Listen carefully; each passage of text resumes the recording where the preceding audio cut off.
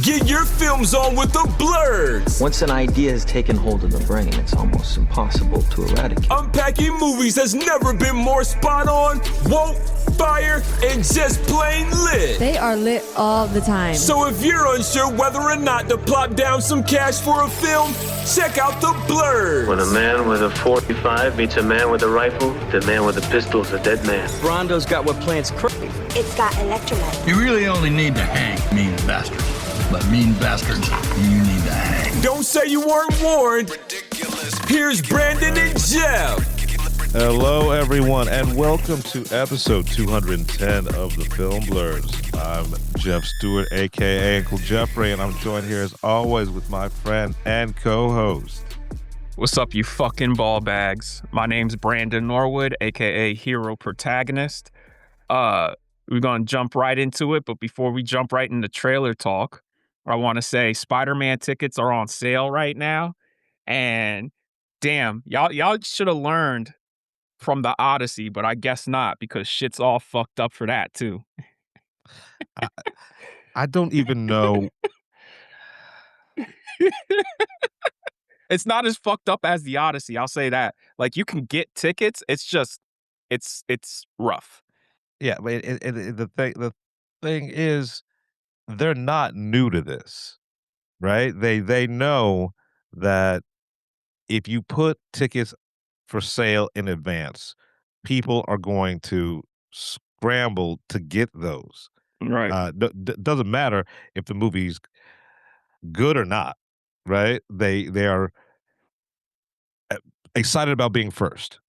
So we have the infrastructure. Use it.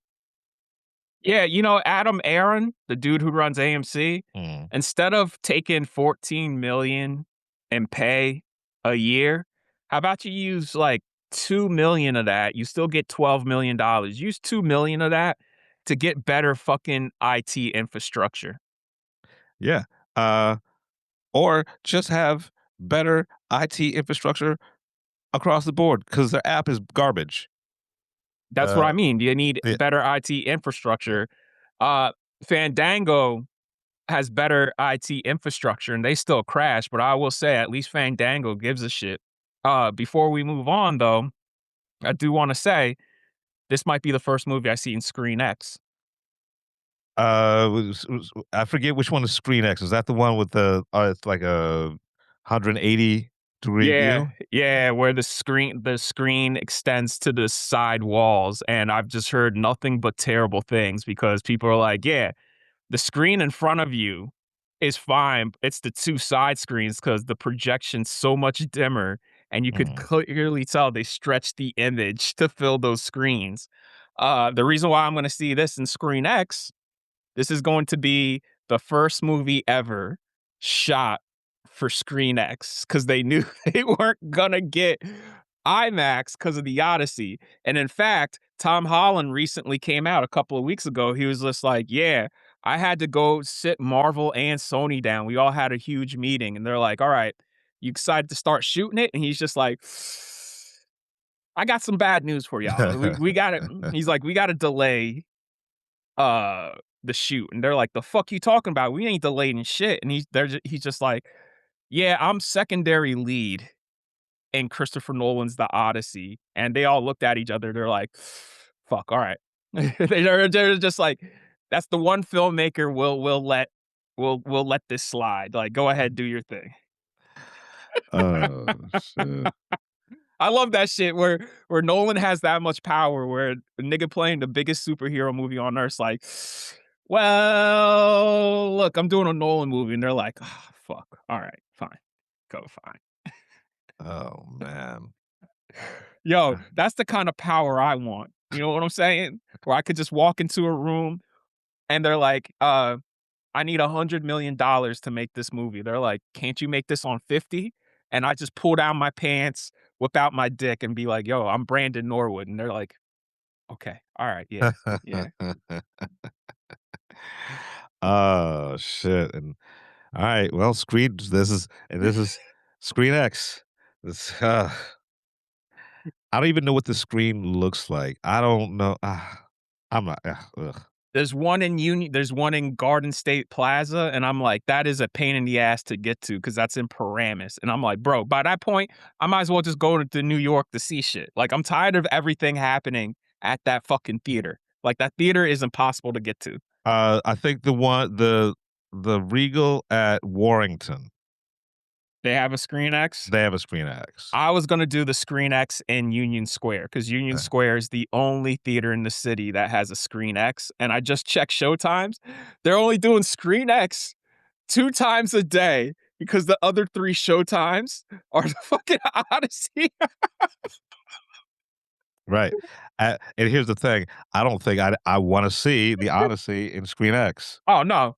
No, But but it's just funny that, like, you know, that so shit was not shot for Screen X, and they're just like, well, they gotta fill that in. They gotta put that as many theaters as they can.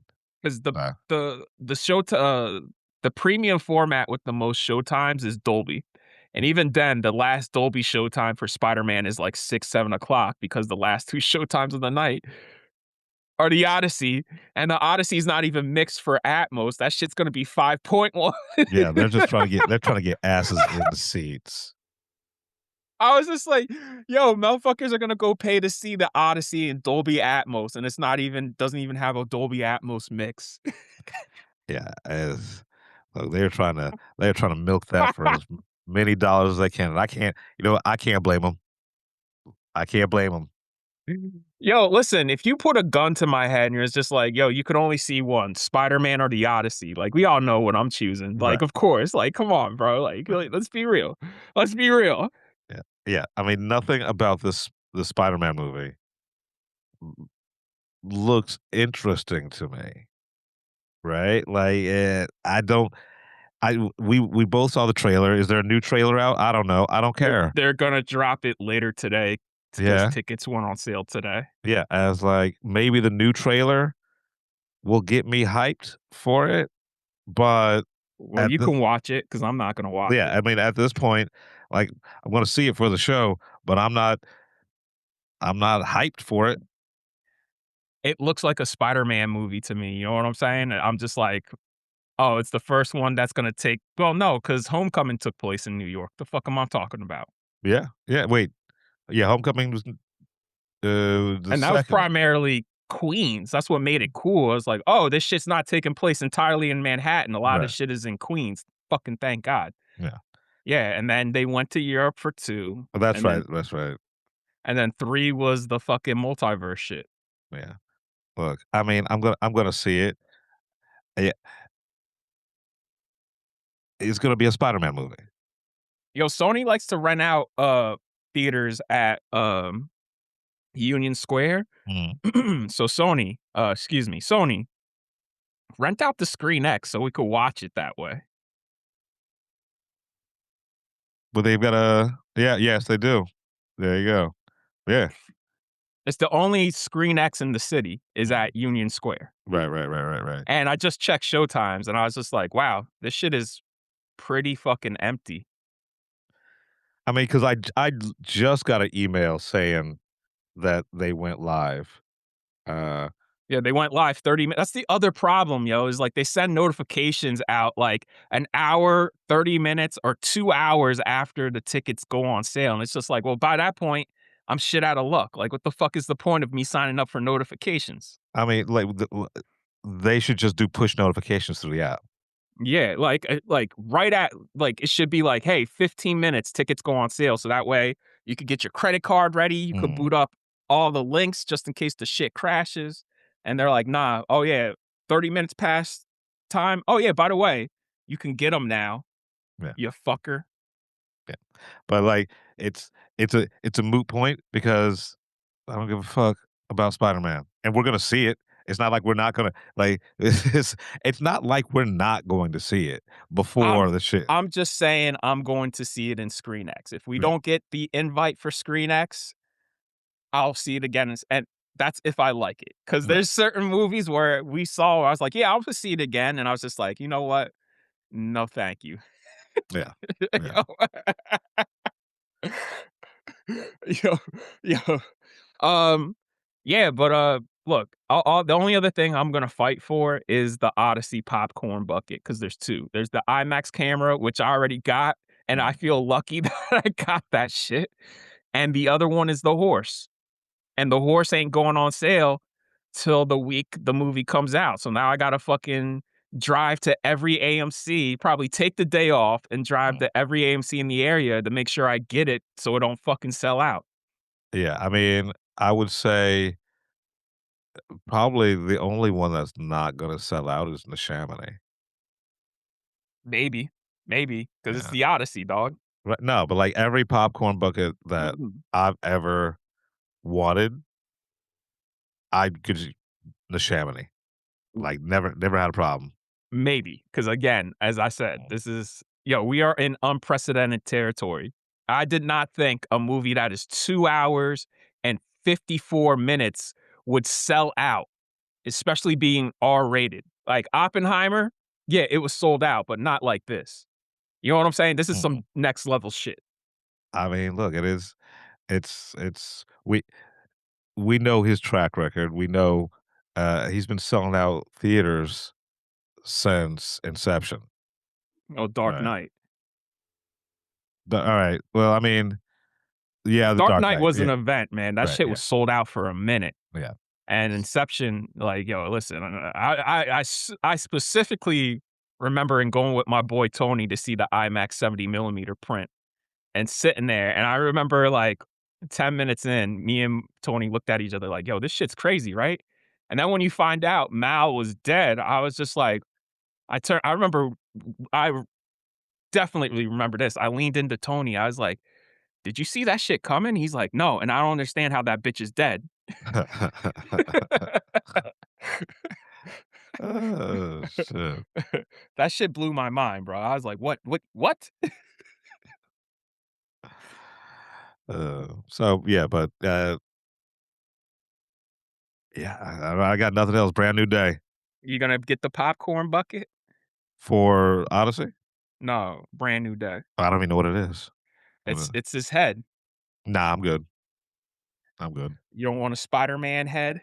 Nah, man. The only reason I bought the, Yoshi? the Megan, Oh, uh, you bought the Megan? I bought the Megan because it was like it's cool because you can take off the face. So it's the What about robot Yoshi? face. What was your reasoning about getting Yoshi? 'Cause it's fucking Yoshi, it was cute. Alright, well, as I said, I'm only getting 1 popcorn bucket, and that's the horse. I'm Yeah. waiting for my Odyssey I'm waiting for the IMAX camera to come. They said they're Mhm. gonna ship it in July. And I'm waiting for the horse. They announced the horse. I knew it. It leaked that it was gonna be the horse, and I everybody's mean, like, like, I mean, it's honestly, it's kinda obvious. It was either gonna be, a horse or "A a sword." a helmet. Yeah, that or it could have been the Cyclops. I mean, the Cyclops head, I would buy the Cyclops head. Yeah, look, it leaked. Like, I remember reading that months ago, like, "Yo, there's gonna be 2 popcorn buckets, and one of them's gonna be the horse," and I was like, "Cool." So when it came out and they had that video posted to the Odyssey, social media accounts, everybody's like, "Whoa," and I was like, "Yeah, I knew about this shit, nigga." Hmm. Like, you know? Also, if you're in Venice Beach, take a picture for us. What's going on in Venice Beach? On the beach, Hmm. those niggas built the horse and put it on the beach in Venice Beach. Oh, that's pretty awesome. So people were freaked out. They woke up the next morning and they went to Venice Beach and the horse is there. They're like, "Yo, what the fuck is going on?" And everybody's like, "Oh, that's the horse, dog. That's the Trojan horse." I mean, that's good marketing. That's yeah, I gotta give, props to that. That's pretty Sh- slick. Shout out to Venice Beach. Y'all been in movies now. Y'all got this Odyssey promotion, and then a few years ago, y'all played a big role in Barbie. Well, yeah. 'Cause that's how you got to the real world, was going to Venice Beach. I mean, look, Venice Beach hasn't been like honestly, the '80s and '90s were filled with movies shooting at Venice Beach, but, there's really I hasn't mean been anything in the besides Barbie in the last couple of decades. I mean, Didn't La La Land have the scene on the famous pier? Because everybody shoots on that pier, that boardwalk slash pier at Venice Beach. I mean, I That shit guess, but is famous. I suppose. I mean, full disclosure, still haven't seen La La Land. You fucking up, nigga. Ah, You really fucking up. it's You a really musical. fucking up. Eh, Yeah, you say that, and then you saw West Side Story, and you're like, "Oh, it's amazing." yeah, because Spielberg. All right, nigga. So why don't you watch this shit? Because I have no interest in watching pretty white people dance around. Yeah, John Legend's in it. I, I said what I stand by what I said. Some shameful ass shit. Uh, Shameful ass shit. all right, Anyways, let's move let's forward. get into trailer talk. All right. Roll camera and action! It's time for some trailer talk. All right, nigga. Let's get into let's do Shrek 5 first. Yeah, I didn't get a chance to watch it. I totally forgot about it because I'm not interested in it. So that's all you, man. What do we It, got? it looks like a Shrek movie. Right. That's That's exactly. all I got. That's all I got. Like that's why I didn't even bother watching the shit. Because I love Shrek. I love the Shrek movies, but they're not gonna do anything in the Shrek 5 trailer. It's Shrek 5. Yeah, look, it's Eddie Murphy doing Eddie Murphy bits. He's singing and they get arrested. Like a good portion of the trailer is them in jail. Like they get sent to jail after this big chariot chase, which looks cool. Hmm. And Shrek's 2 of 3 Shrek's adult children are there because in Shrek 3 and 4 he had 3 kids, so 2 are boys and 1's a girl, and his favorite is the girl. The sons are in jail, they're grown. Zendaya's playing the voice of the daughter. She is not in this trailer. She was in the announcement trailer. Hmm. Why she's not in this trailer, I don't fucking know. I don't fucking care. But most of this took place in jail, and it's just them doing Eddie Murphy bits. You know what I'm saying? So like he's singing a song. They all get happy that he finished, and then he starts singing Roxanne. I was just like, oh, Jesus Christ. Like we're pulling for 48 hours now. All right. Yeah. Yeah. Look, comes out next summer. I'm not mad at it. I'll see it, and then I'll probably forget about it. Just like the only Shrek movie I really actually enjoy is Shrek 2. Yeah, I can't remember anything about Shrek 2. Shrek 1 was just it felt pure, right? Like I miss that. I miss the first of a movie franchise when it was just like, "Oh, this is new and exciting and different," right? I don't get that anymore because we're at the 5th and 6th and 7th of shits. And you know what, man? I will forgive that as long as I'm seeing some new shit and the story's well done. Like, come on, man. Arguably, Mission Impossible found its footing once we hit 4. Like Right. I think 4, 5, and 6 are a perfect trilogy. Especially 6. Like 6 is a masterpiece. That's my favorite in the series. And then my next favorite would obviously be the first one because that's just the De Palma film. I was like, Right. yo, they gave him money to make a De Palma film, and people were mad. They went and saw that movie, and they're like, yeah, this movie's garbage. I'm like, yeah, it's an espionage film. Yeah, y'all Right, thought like y'all were getting an action film from Brian De Palma of all people? but honestly, A, they thought they were getting an action film from Brian De Palma, and B, did they ever even really watch the OG OG. series? The Yeah, OG series was just them putting on fucking masks and pulling off and the mission. heists, Yeah, right? yeah. Like there was like there might have been some gunplay, some action, but it wasn't an action TV show. That is why because this franchise is not dead. I hope that the next Mission Impossible, when the inevitable restart of this happens, have an all-star cast. I'm talking like A's across the board. You know what I'm saying? Mhm. Of all young people who are in their 20s or 30s, and let's make it a fucking team movie. Like this should be like Ocean's 11 with action. Right. That was the TV show. You know what I'm saying? The TV, like because in preparation for the last Mission Impossible, I went back and I watched the first season of the OG show, and it's a talkie, Which right? is wild that the show's canon too. Like the show's canon for the movies. Right, right. So that means you're at like if the TV show was canon, so that means the movies uh it, the saying your ancestors would be ashamed of you would be right. Like Jim Yeah. Phelps would be Yeah. like, that's not how Yeah. you spy. Yo, the actor who played Phelps, I remember he said when the first movie came out, it broke his heart because he was just like, that's not Jim Phelps. Jim Phelps would never do that shit. But like, here's the thing: uh, people fucking change, right? They grow, they mature, and in film or TV or any kind of storytelling medium, if your character does not change, it's not a good fucking character. Yeah. Look, 6 and 7, I think we're all gonna eventually memory hole. Like the consensus is just like, yeah, 6 was the last one. You know Mhm. what I'm saying? Like, don't get me wrong. The Reckonings have their defenders, but they are very it's like the Batman versus Superman, where it's just a very vocal minority where everybody else is just like, no, thank you. Hey, and here's the thing: I'm not telling anyone to.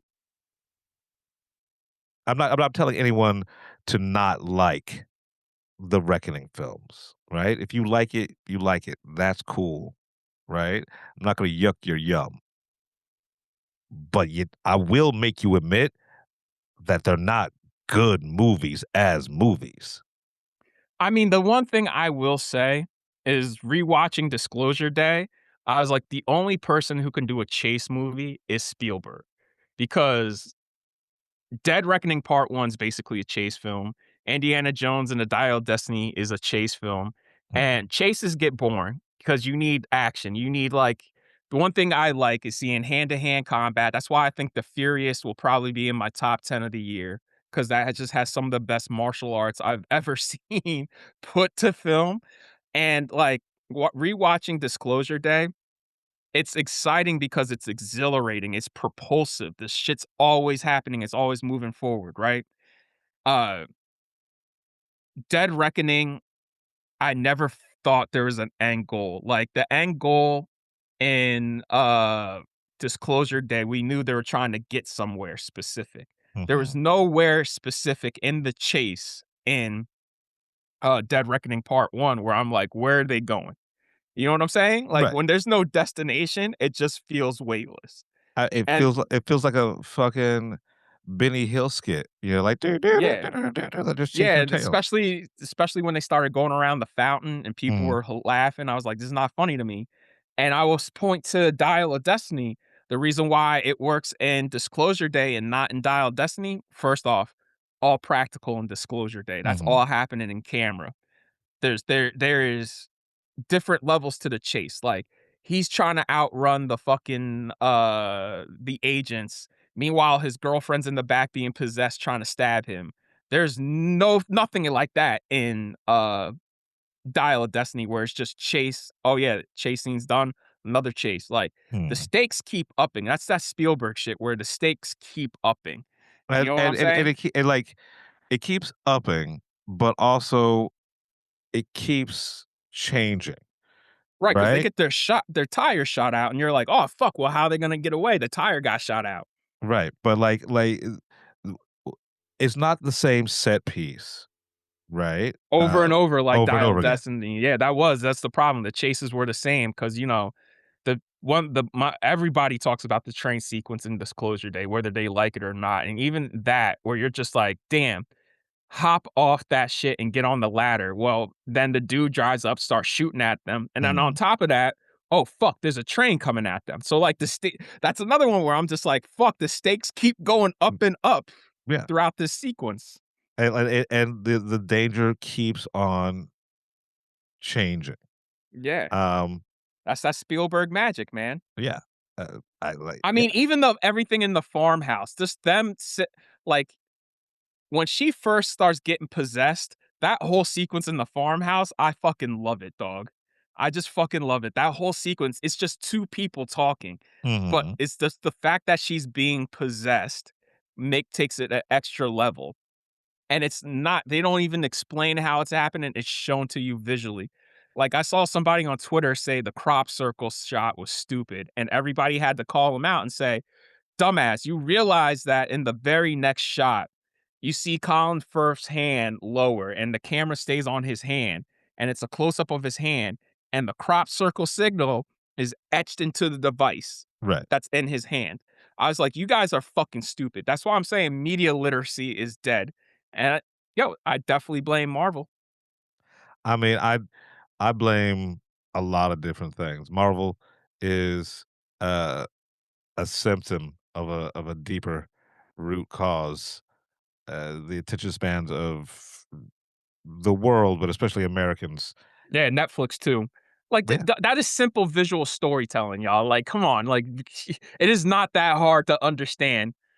yeah, Also, the movie, like clearly these people are being possessed by some supernatural abilities. Like I took it the first time because I didn't even catch that the first time. I caught it the second time where I was like, oh shit, that's on the device. mm, But even then, my first time, I was just like, well, I mean, something's happening because he's connected to some supernatural abilities. Like it's right, not really that hard to under fucking stand, y'all.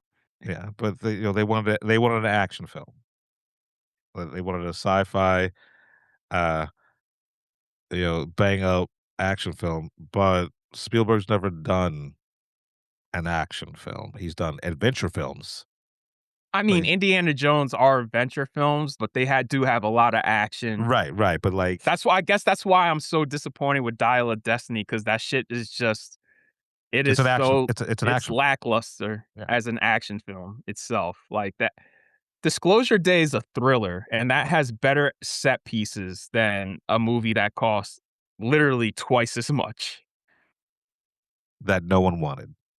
Well, Harrison, Harrison wanted it. Harrison, Harrison wanted it. Harrison, and everybody and their mom swears Dial of Destiny's better than Crystal Skull, and I'm like, nah, not at all, not at all, No.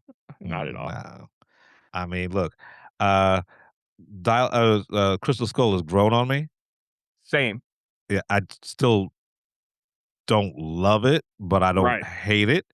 Uh, but Dial of Destiny, that made no fucking sense. And then uh, the last act, them actually going back in fucking time, and that's all of it was dumb. I think JJ should have directed that. It would have been better, slightly, just because JJ is the closest Spielberg clone and successful Spielberg clone that Mhm. we have. Like, that's why I'm just like, yeah, should have got JJ to do that shit. Yeah, but may let's. I don't even want to say let's do a prequel with a younger um Indiana Indy, Jones. I mean, why don't we just do another story with another character? I mean, we had this another conversation, adventure, yeah, right? adventurer, yeah, Yeah, right. We've had right. this conversation a million times. But I will say I'm excited to see JJ's new movie later this year, and I'm excited to see the movie he's producing that's dropping in August because I like David Robert Mitchell. You know what I mean? It Follows is amazing. Y- So Yeah, I mean, it looks I don't I want to intriguing is the right, word. right. Yeah, it looks intriguing. Hey, anything that is not a part 18, I'm gonna give it a try. I will say before we move on, I will say, good luck with them IMAX screens because that's the next movie coming out in IMAX after the Odyssey. And I'm like, Mm. bro, the Odyssey is sold out so much. I have a feeling that movie's gonna have its IMAX release rolled back, even though they did shoot for IMAX and not like 143, but 190. Yeah, I mean, Y'all look, be all right. Y'all be yeah, all right. it'll be fine. It'll be Y'all fine. be all right. You know Yeah. what I'm saying? Like, yo, let the Odyssey get the IMAX screens till fucking September, October. Yeah, Like, look, I will be okay seeing the end of Oak Street in a normal theater. yeah, it's fine. You know, like, look, you got a new David Robert Mitchell movie with dinosaurs starring Anne Hathaway and Ewan McGregor, produced by JJ. That shit's gonna sell itself. Yeah. Yeah, you know what I mean? I don't even know what the fuck's going on because I only saw the first trailer. I ain't watched the second trailer, and I'm good. Like, I want to keep the mystery alive. Like, let me go in like Disclosure Day, and And just not know a and let me goddamn figure thing. this shit out on my own, bro. Yeah. Like, let me discover this shit on my own. But yeah, Shrek 5. Yeah. I'll see it next summer. We'll be there. They Hopefully, our screening will be in 3D. they made a 5th Shrek. Huzzah. But knowing Universal, probably not. Anyways, let's get into Gatto, the new Pixar movie dropping in what is it? March 2027. Hmm. Takes the first hand-drawn film. Okay. It takes place in Italy, and I laughed at this trailer because they're a bunch of cats just running like the mafia, just interrogating niggas, interrogating other cats. You don't got my money. I mean, Oh, that yeah. sounds fair. That sounds fun, right? That sounds I'm there for that, right? I'm there for just something where Pixar's having fun, Yeah, right? like Turning Red. I love Soul. I think Soul's a modern masterpiece, but also Soul is not a fun movie. Yeah, just That movie's not fun. It's a masterpiece, but it's not fun. right. Like the last time I had fun, and it wasn't a sequel, Mm. was Turning Red. You know what I'm saying? Yeah, because even what was the one that was on Disney Plus TV show? Wasn't that a Pixar Oh, Win or Win Lose. or Yeah, Lose? that was not fun. That was That was hard not to fun at watch. all. I mean, it was Yeah. fantastic except for the fact that they gutted a lot of it. Uh, But I mean, you're watching a fucking little girl trying to outrun these fucking teenage hooligans who are trying to beat her up. Like, yeah, that shit was not right. fun to watch, bro. Right. Like, Yeah.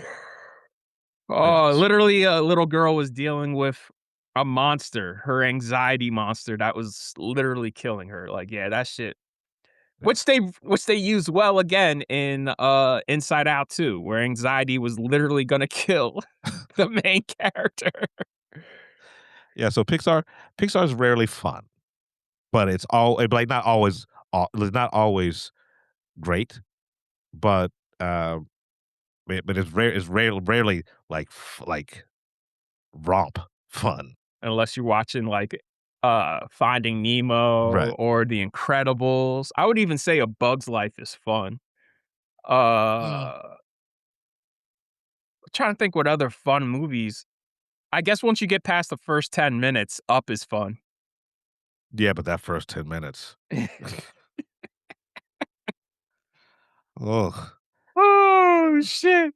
Yeah, I might rewatch that shit tonight, nigga. Right. Look, there's nothing about a Pixar film in the first 10 minutes making you uh reevaluate your mortality. Yeah. So, anyways, yeah, that's Gato. Excited to see it. Since we're on Disney, let's do fucking Hexed. This looks pretty fucking fun too. Where I'm just like, between this and Gato, I'm like, you guys could just keep doing this type of shit. You know what I'm Mm. saying? Just making new shit instead of doing sequels and live action remakes or live action remake sequels. See? Yeah. So like I did watch Hexed because they sent it to me in an email. Yeah, it looks fun, but I'm kind of gun shy after Wish, man. See, After I ain't Wish, see. I still haven't seen that shit. I after still haven't. Wish, like and how they fucking kidney punched Elio, right? I'm kind of apprehensive about shit that looks good from Disney, and then I watch the movie and the execution is lackluster at best. I hope this is more Encanto and less Wish. Yeah, well, look, as much as we both love Encanto, I hope you know that they're actively in development on Encanto too. Well, I know they are. Like It's yeah. like they announced in 2028 we're getting Coco 2, and I'm like, how the fuck are we getting a Coco 2, y'all? They'll that it's it's Jurassic Park. All life will find a way, but also Jeff Goldblum said, just because you can doesn't mean you should. Like, have you seen Coco? I've seen parts of Coco, and I wanna, like, watch the whole entire thing, but it's That's one of Pixar's best. yeah. But I remember walking out of that and I was just like, wow, this is amazing. And then when they announced last year that they're doing a Coco 2, I was like, in what world are you guys gonna pull this off? And I'm not even talking like financially or animated, because the woman who played Coco, she's dead. Oh, Because really? she literally looked like the character. She was just old, a old Mexican woman. She died. So you got that, but also just narratively from a story standpoint, I'm like, but how? They'll you That's can like find them saying like, "Yo, in 2 years we're doing a Soul sequel." I'm like, how? But how though? uh, they'll figure out some cheesy ass, like, s we gotta get the band back together again because there's some sort of,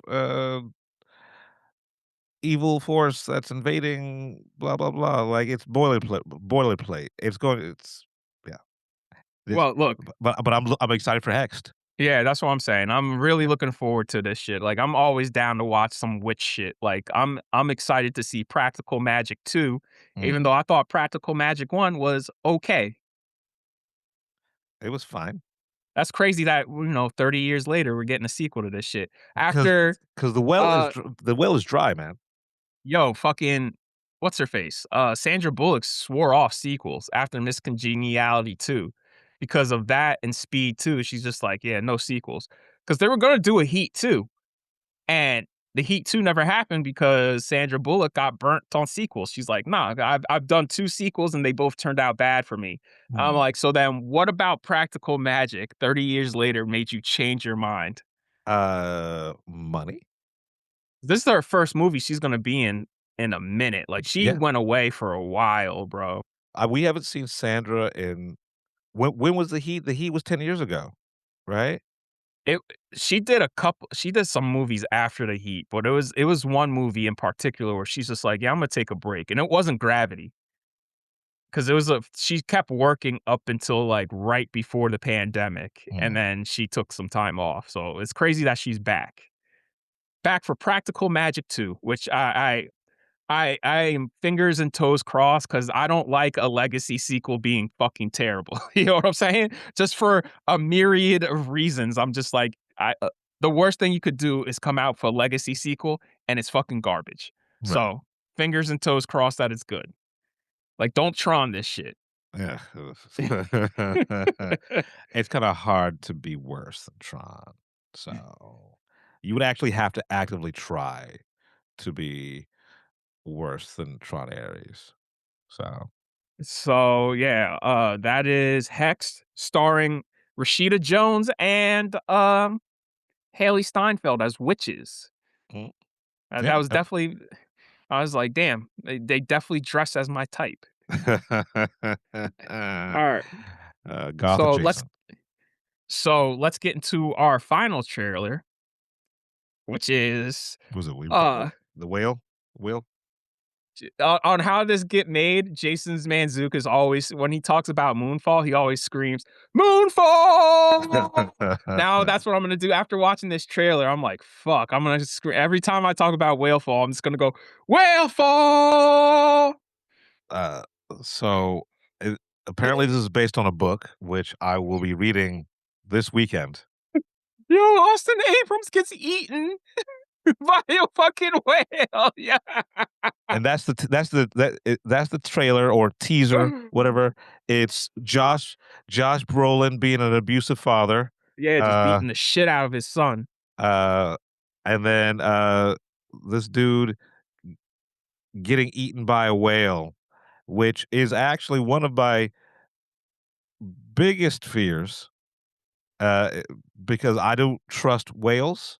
Yeah, yo, listen, nigga. After Moby Dick, you know what I'm saying? Like when niggas, whenever I see like videos on social media of niggas petting whales, I'm like, yeah, nah, son, And it's not nah. it's not even that. It's just like you can't be the biggest mammal on the face of the earth and also be fucking invisible, right? Like Yeah. you can't do both.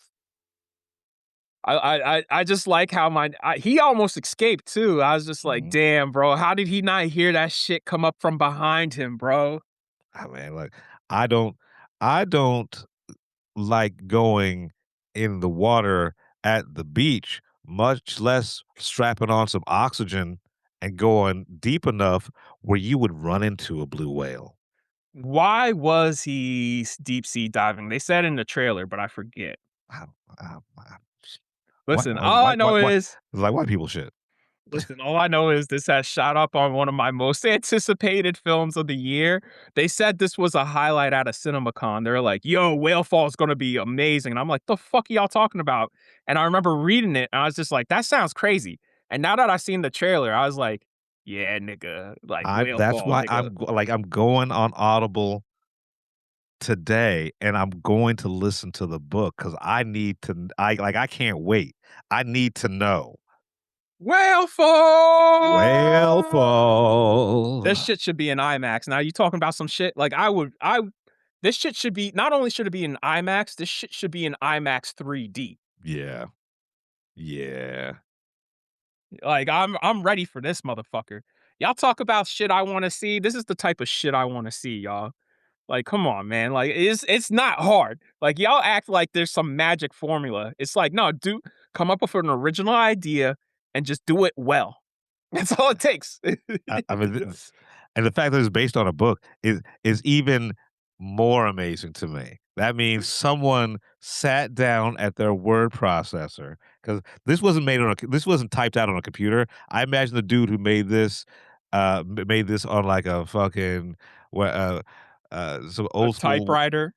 old school typewriter, You and know, he's and you like, know that's the thing is like probably has a manuscript. You know what I'm saying? Like mhm. went through like 8 drafts of this book. His editor was like, "You need more octopus." Yeah. Yo, that that's how he got caught. Is Yeah, it that was the the octopus in his octopus mouth. I Yeah. was like, "Yo, listen, this is why you always take a knife with you underwater. I So that way you could stab something or just cut off you could have easily cut that tentacle off." right. Like I don't uh yeah, I can't wait for this because it's either going to be amazing or fucking horrible. And either way I'm there for it. Austin Abrams about to have a good 2 months because in September, Resident Evil drops, and then Mm. October, this drops. So shout out to you, bro. You went from playing the jilted lover on Euphoria to now being like headlining movies, bro. Because you doing your damn thing. So good on you. Good for you. Good for Yeah. you. I mean, you played the fuck out of an addict, so I'll say that much. Like, damn, bro. I was just like, damn, maybe we need to do a Euphoria sequel starring his character from Weapons. Oh shit. Shit. Yeah, where his character becomes a junkie Let's and do it. starts seeing witches. Yeah, fuck it. Yeah, so have a crossover, Euphoria Weapons crossover. You find out his character is the same person. Um Uh, So yeah, but real quick, I forgot. I watched the trailer for Ice Age 6, uh. which is dropping next February. And I ain't gonna lie, I laughed. That shit was type funny. But you know, it's just an announcement teaser that they're doing another one. I mean, since we're shouting out, so did did you see the trailer for Onslaught? Yeah, nigga. Shout out to my boy Oren. Oh, I've been messaging to set up that I'm going to try and do a Q&A, moderate a Q&A with just me and him All right, after a cool. screening. All right, cool. Yeah. Yeah. So, So, but yeah, Onslaught. shout out. Yeah, that shit Yeah, looks hard. it That was a look surprise drop. True. yeah, yeah, looks good. Looks real. But I like Adam Weingart as a director. Like I haven't watched anything that I've hated, and I've watched a lot of stuff that I really, really love. This looks like what I imagined The Guest 2 would be, quite frankly. Mhm. And So, I wanted to like the guest more. same. I liked it, but not as much as everybody else. Right, Like, to exactly. me, You're Next and the Godzilla movies are what I like from him. Right, 100%. But yeah, so Onslaught, that's coming. That's dropping in August, September. September. Yeah, September. Yeah, that was a surprise A24 movie. Damn, that and Primetime are coming out the same fucking around the same time. that's counter. That talk about counter programming. That's a hell of a double feature. Talk about counter programming. Should probably do Primetime first and then Onslaught the second. I'll just say that much. uh, It's wild watching that trailer in a room full of teenagers. Cause I went to go see Backrooms in Times Square. mm, Uh at like the first showtime on the day on their fake Dolby, which is Prime, their right, fake Dolby Cinema. sure. And I just I was in there and there was you were either my age or a teenager, and it was just weird watching that trailer in a room where half the people are under the age of 18.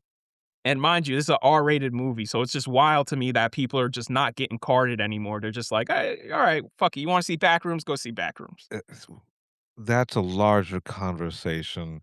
These people, like in service industry, they don't care anymore.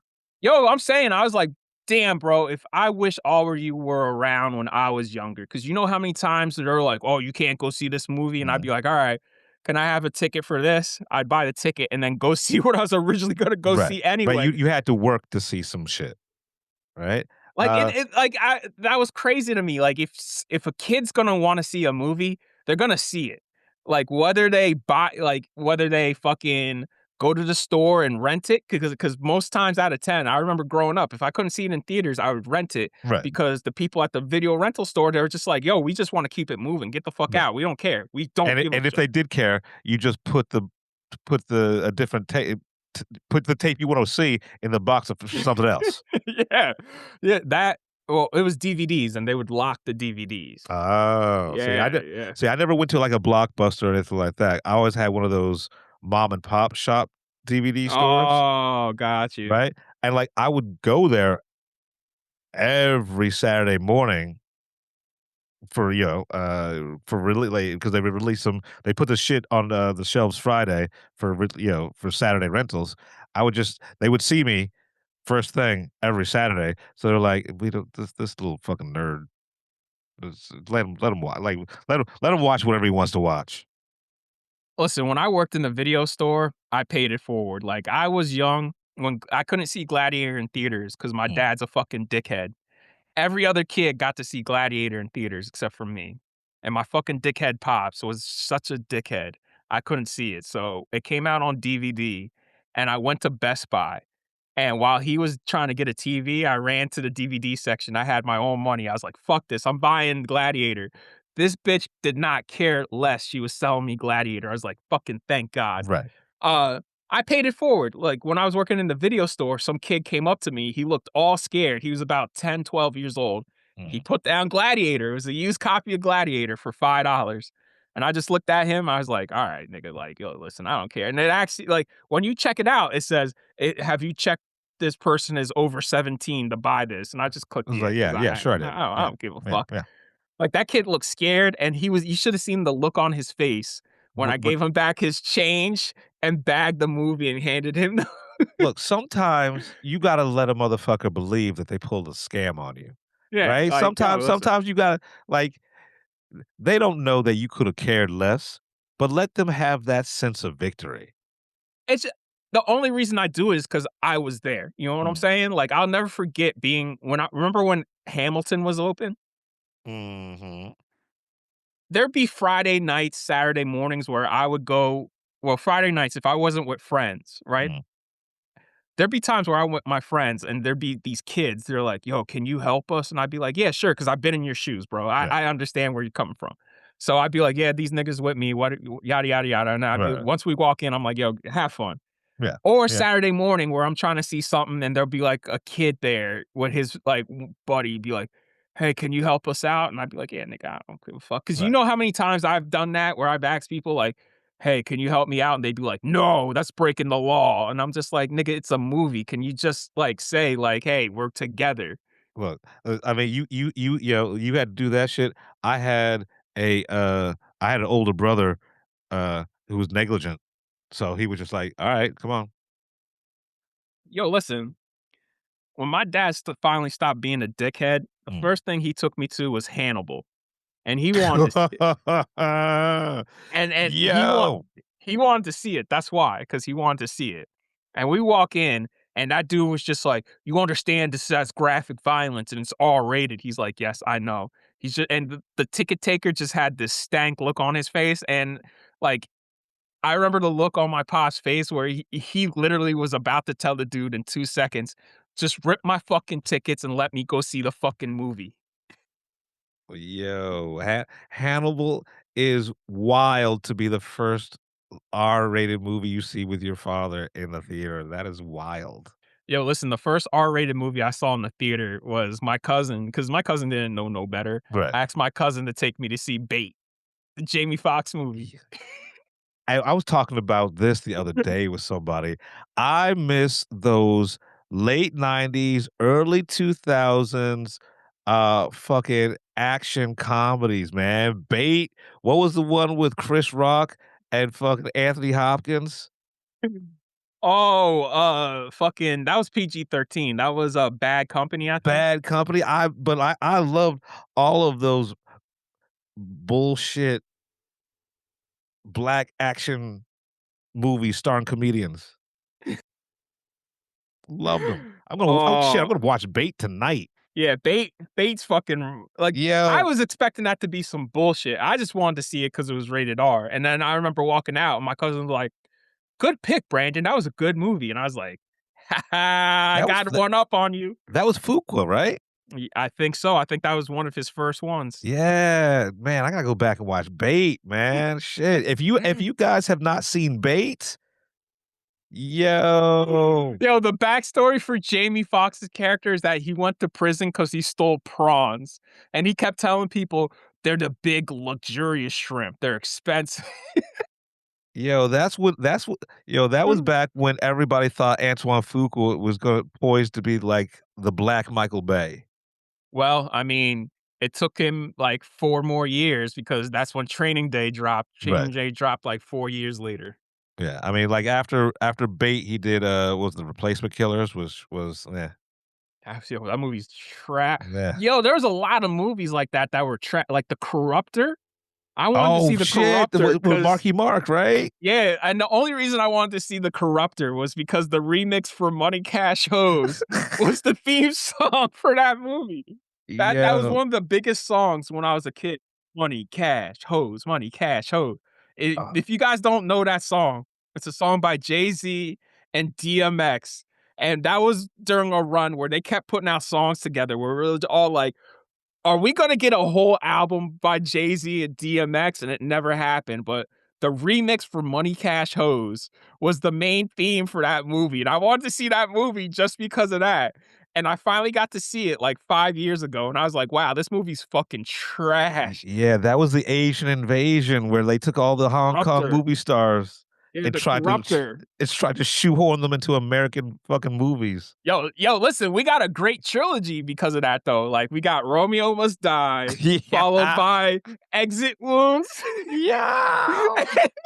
Cradle Yo! to the Grave. Yo!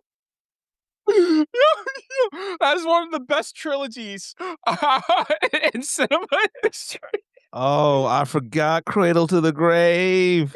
Wait, Which what they had Exit Wounds, wasn't that Steven Seagal? yes, it was. It's the only Yo! Seagal movie I saw besides Under Siege 1, and I only saw Under Siege 1, like, 2 years ago. Otherwise, the only Steven Seagal movie I've seen was Exit Wounds, and that was because of DMX. Because DMX did a cover of Bill Withers's Ain't No Sunshine. He turned Ain't No Sunshine into one of the hardest rap songs ever made. Oh God. Jill Hennessy was in that, dog. You And have remember, she dies in the worst way possible in that fucking movie. oh man, we need to get your Seagal game up, man, Fuck no, I'm because good. I'm uh, good. he is horrible. No, But I'm good. I'm I good. forgot about exit wounds. I forgot about all of that shit. Yeah, DMX is in Romeo Must Die for like 2 minutes. But like for like poster, fucking front and center on the poster. Yo, that is my dream, is to like host on a Saturday or Sunday at a theater in New York, 30 millimeter prints of the hip hop martial arts trilogy, where we do Romeo Must Die, Exit Wounds, and Cradle to the Grave, and I give an intro before each one. I think we can make that happen. I think we Out of all three of those, Exit Wounds is still the best one. best. Air quotes.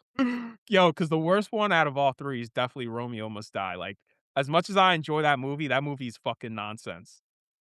I can't remember anything about Romeo Must Die.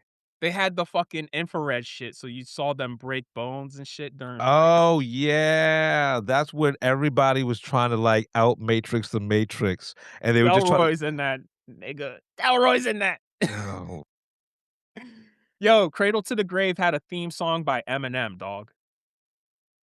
The movie opens with that song. oh man, the early 2000s were different. Yo, listen, those are release that shit in 4K. I would buy those immediately. Oh man, We need to sh- start bringing those back. Like, let's start getting rappers to be in action movies with like C-list action stars. and like let's start getting more s- uh soundtracks where the main song is just the musician telling you about the movie that you're watching, right? That was Like we need Tenet. what? That was Tenet. Right. You're all right. There you go. That There you was go. Tenet. Yeah, we need more of those. Bring it back to the 99s. Yeah, bro. Yeah, yeah. Y'all niggas forgot about that shit. Shit. All Oh, right, man. so like let's get into our main review. And now, the moment you've been waiting for. The Film Blurbs feature film review. All right. Let's start with the death of Robin Hood. Usually we close out on this type of movie, but this is going to go so under the radar that I don't think it's gonna matter what we say right now, just because a lot of people saw it and they hated it. And watching it, once the movie was done, I was like, I get it. I totally get it. I get why they would hate it, but I don't think there's anything to hate here. It's It's just it's very slow. I'll say that. It's yeah. very slow. Like this is imagine the Green Knight, the Northman, and oh my god, why am I blanking on the third movie? Oh, Jesus Christ. There's a third movie where I'm like, you throw those three movies in a blender, you get this movie. Yeah, I mean pretty much And Logan. That's what yeah, the oh third like movie because is. fucking Hugh Jackman loves playing old men at the end Yeah, of their because this is careers. old man. This is basically old man Robin Hood. Mhm. I mean, the title, like, it's not a spoiler. Like the title's Right. it's hard to spoil a movie that's called The Death of Robin Hood. I'm like the title is the movie, dog. Like the Yeah. nigga just literally wants to die. He's living a life of regrets of all the killing he's done. He's not a good man. He doesn't consider himself a good man, but he also says like, yo, the people I killed were fucking horrible. But also, there's a lot of collateral damage that I've done along the way where innocent people got caught up in See, that shit. I took it the other way around. I took it where it didn't matter if you were good or bad. If you had something he wanted, he would No, take it. he straight up says that on his deathbed. He straight up told the one chick, like, yo, homie was bad. Like I killed bad people. No, but he said that because the whole entire thing throughout the movie, which I really did appreciate, is that the story that we know of Robin Hood, right, was made up by him so he could rob people, Yeah, right? but he said, "Oh, I robbed bad people." He said that shit on his deathbed. Right. No, he And he said that to said he said that to the little girl just no, he to said that to the other girl too, and he said, like, he regrets it because there was always innocent people getting in the way and getting hurt. see. Now I'm gonna watch this again because I took it the other way around. He said that he only like I thought it was more of him just let me for this little girl give her a sense of peace that her father was not a total bastard, as in the little John, her father. Yeah. I watching this movie kind of makes me wish we had gotten what was originally supposed to be Ridley Scott's Robin Hood. Because if you don't Mm. remember, it was supposed to be called Nottingham, Right. where the sheriff of Nottingham was a good guy and Robin Hood was the bad guy, and Maid Marian actually wanted to marry the sheriff of Nottingham because he was a good guy, and they were in a relationship. And the antagonist of the movie was going to be Robin Hood, and they were getting ready to start shooting it, and out of nowhere, Ridley and Universal got cold feet and decided to just do a traditional Robin Hood movie, which the results speak for itself there. Which one was that? Is that the one with Taron Egerton? Or No, that was the oh damn, I forgot about that. Why do you have to remind me of that dog shit? like look because it showed up on my radar. I never No, watched it. no. No, this is the one with Russell Crowe and Kate Blanchett. Oh yeah, never saw that one. Yeah, it's basically Robin Hood. Imagine Batman Begins with Robin Hood. That's basically the movie. Cool. That's the first time I've seen Oscar Isaac in a role because he was the king. He was the Sure. evil king. He was Lionheart. Yeah, I mean, I'll get to it eventually. I why they didn't do like it's just crazy to me that like Ridley gets a good script and every single time just fucking squanders it except for all the money in the world and the last duel where from what I understand very little change from script to screen. Mm, And that speaks for itself there. yeah. But like yo, that is such a great premise that I don't understand why they would be like I don't think audiences are gonna like this. Who gives a fuck? There's been a million Robin Hood stories. That's And why I find this one fascinating. right. Yeah, I thoroughly enjoyed this. Like the cinematography is beautiful. It's really well acted. And here's the thing.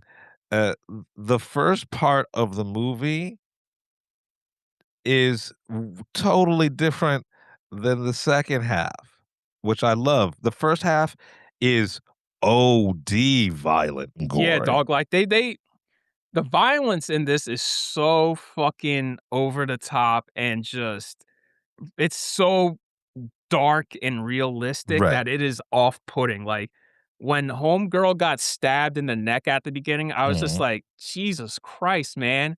And then when Little John rips out the dude's jaw, Jaw. Right. Yeah.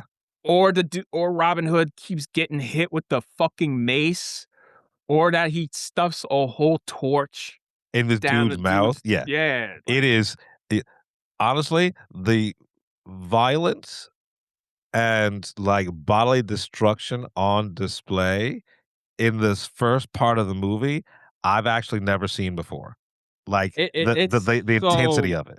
it is over the top, bro. Like Right. like somebody should have told Mike, like, yo, this is we're in levels of overkill now. Like even Little John, where he clubs the dude in the head, I was just like, God damn. And I'm talking about the dude who was sitting on the bench Yeah. outside of his house. I was like, dog, y'all, yeah, Yeah. like y'all, A- Jesus And Christ. like and you would think that, oh, is this gonna be the whole entire fucking movie? It's like, no. Once all that happens and Robin Hood gets to the island, it becomes a meditation on your legacy and second chances, right? And it's very little violence. And we've seen it done before, and we've Yeah. seen it done better. That's the thing, is like we've seen it done better.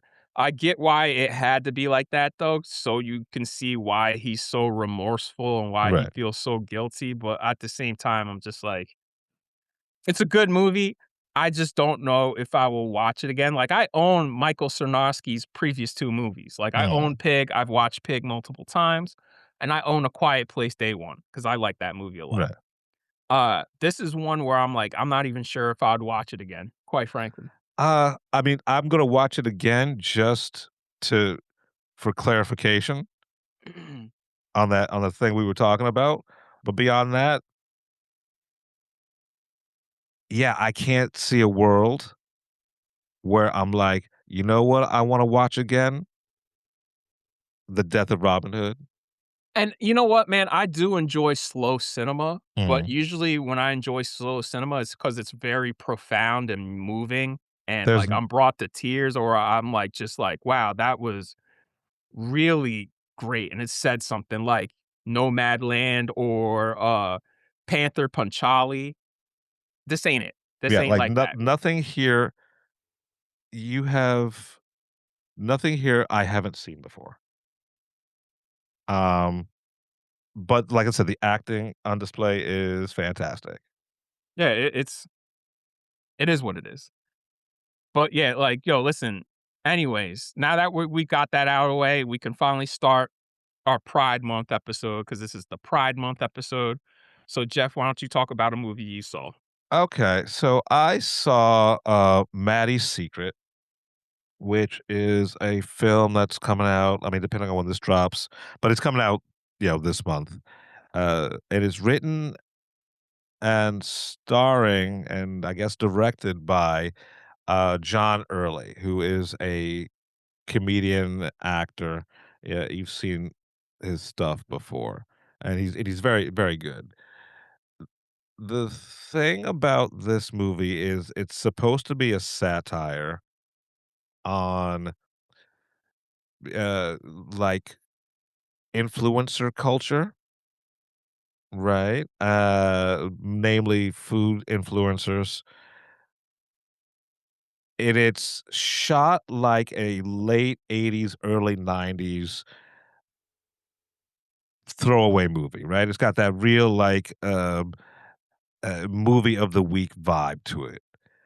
The thing, I mean, and John Early plays the titular Maddie. John Early is, is a dude. He is playing a woman in this. And it's very difficult for me to talk about this movie because when I saw the trailer for it, I was intrigued because I thought this was going to be this year's or you know, this generation's, but I'm a cheerleader, right?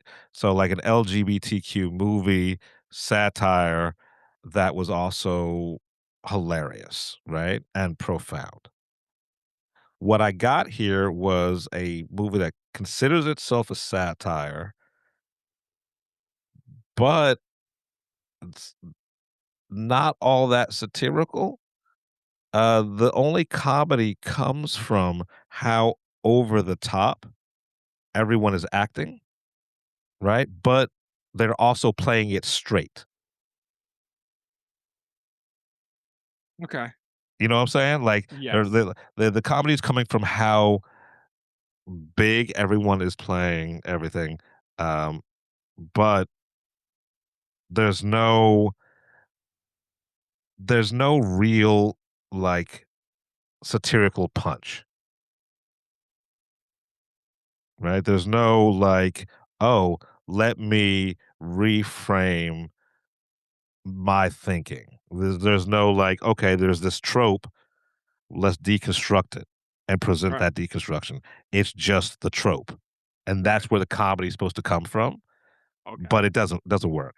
I will say John Early is very good in the role because 15 minutes in, I forgot that he was a dude,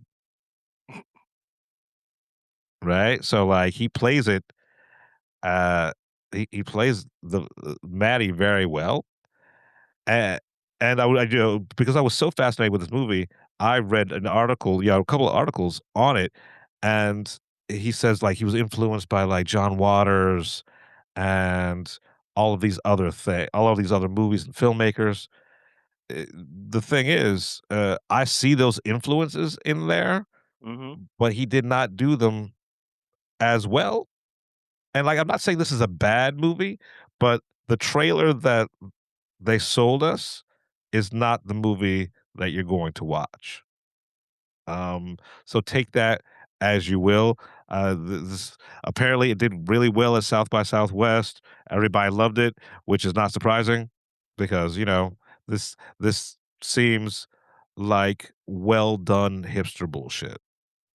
Well, you know, Yeah, with a, and it's not even. We're only putting this on the list for the LGBTQ plus episode because John Early is a gay man, right? So a gay filmmaker, but they kind of really don't even touch upon that because Maddie is a straight woman in the movie, so there's not even like it. Like they cursorily touch on it because Maddie's best friend is kind of in love with her. But yeah, it's it's so not a what's the bad. film It's called again? Maddie's Secret. Okay, yeah, so I just got a fucking link for that yesterday. Yeah, So I'll be watching it, and I guess I'll give my review next week. yeah, but like it's not bad, but it's not great. It's not what I wanted. How Alright, about yeah, that? because Yeah. they sent me, like, a few screenings for this, and I was like, "I Mhm. can't make any of the screenings." Well, that's what And happened to then me. Yeah, and then they're just like, "Hey, you want a screener?" And I was like, "Yeah, sure, I'll take a screener." And they sent it yesterday, so I'll yeah. So watch they it. they sent me about that. Like, so yeah, I missed all those screenings. They sent me a screener 2 weeks ago, and I only watched it 2 days ago, and I only got around to it is because like the link was about to expire. Right. Yeah. Alright, well, I'll watch it. Yeah. Um, damn, that is disappointing. Mm. Anyways, let's get into Leviticus. Uh, this is basically Moonlight meets It Follows. And I like that it's less than 90 minutes, like, it gets you in and out. Mia Wasikowska, haven't seen her in a long time, and man, does she play a shitty mom in this. It's a thankless role. Uh, I don't know what her motivations are. Like they keep alluding to why they moved to the town. I'm guessing whatever happened to The homie's dad didn't really pan out that well for anybody, and that's why they moved there. Yeah, but yeah, it's I wanted to like this movie so much more than I did. Really? I liked it. I really enjoyed it. Um, you know what? It was the ending that did it for me. Why? Like it's because, and I don't want to spoil it for anybody, because I think it's effective up until the end. Um, I just don't like the fact that the only resolution is for them to just live with the shit. I mean, that's how It Ends follows, or It Follows ends. It's like, yo, we just gotta live with this shit. Yeah, but that felt, I don't know, that felt more like more of a resolution than this, right? I know you said that you liked this movie because it was short, you're in and out. I think there was some stuff that was cut out for that length that would have made it a more Like what? well-rounded story. What would could possibly be added that would make this more better in your Like opinion? I wanted more of the lore. I wanted more of the rules, right? I got enough of that. Like, I got enough of it in this movie. I don't think I needed anything else. Yeah, I mean, because like the love story is the most intriguing part of the movie. Honestly, to me, Like, Uh, my only thing that I was like, "Why the fuck are they doing this?" is the rock throwing. I don't know. I was like, "Is this some Australian thing that Is just" or is it or some white people's shit, like some white Yeah. Australian shit? I don't know. Yeah. Um, yeah, I didn't hate the movie at all. Like I liked it a lot. It's just that the ending left me cold. Um, but it's well acted. The sound mix fantastic. It's a very effective small horror film. I thoroughly had a good time with this. I was really moved by the love story and by the various betrayals in this movie because Mhm. everybody's fucking each other over in this movie. Yeah. Uh, and at least for the kids, I could say, well, they're kids and they don't know no better. The mom, I'm just like, yo, you're just a shitty mom. Like, she's just a shitty mom, and the w the pastors, like the preacher, preacher's family, uh, you Well, could that's s religious nuts. You know what I'm right, no, saying? but they saw what they did, right? And you could see the pain in the dude's eyes once he realizes, "Oh, shit, this is serious." Uh, but y yeah, like, she's just a fucking shitty mom and, like, OD shitty. Like, Yeah, because there's two characters in this where I'm like, oh, you guys are fucking terrible. It's the mom and then the the sister, daughter. The the daughter. yeah, the other or the dude's sister, the daughter, yeah, The fucking the preacher's daughter, where yeah. I'm just like, why would you set these niggas up, bro? Like, seriously. Like, But I mean, I her reasoning for doing that, I'm like, "That's fucking stupid." That's it's all around. but it's And I mean stupid, but it feels real. It felt real to me because, like, yeah, because kids do that dumbass shit yeah, because 'cause they're stupid. yeah, yeah. Like, it's a good movie. The ending left me, like I said, I wanted more out of the ending. I will tell you all the way through the movie, I'm just like, "Don't fucking do that. Don't just stay away from him." That's Yeah, love, baby. but in a good way, That's love, baby. right? Sometimes you see niggas get, divorced and remarried, like, twice to the same person. That's why the second go round, like, the second or third go round, they're just like, "Yo, listen, we're just gonna be miserable together." Oh, shit. But yeah, no, So, I I think we need more good entries in the in this, LGBTQ space when it comes to these genre films, right? look, it was like, I got nothing to say other than Rendy did show up. Nick was there, and Nick and Ed were there, and Uh-huh. Nick and Ed both like to sit on the aisle, so Ed sat right in front of Nick.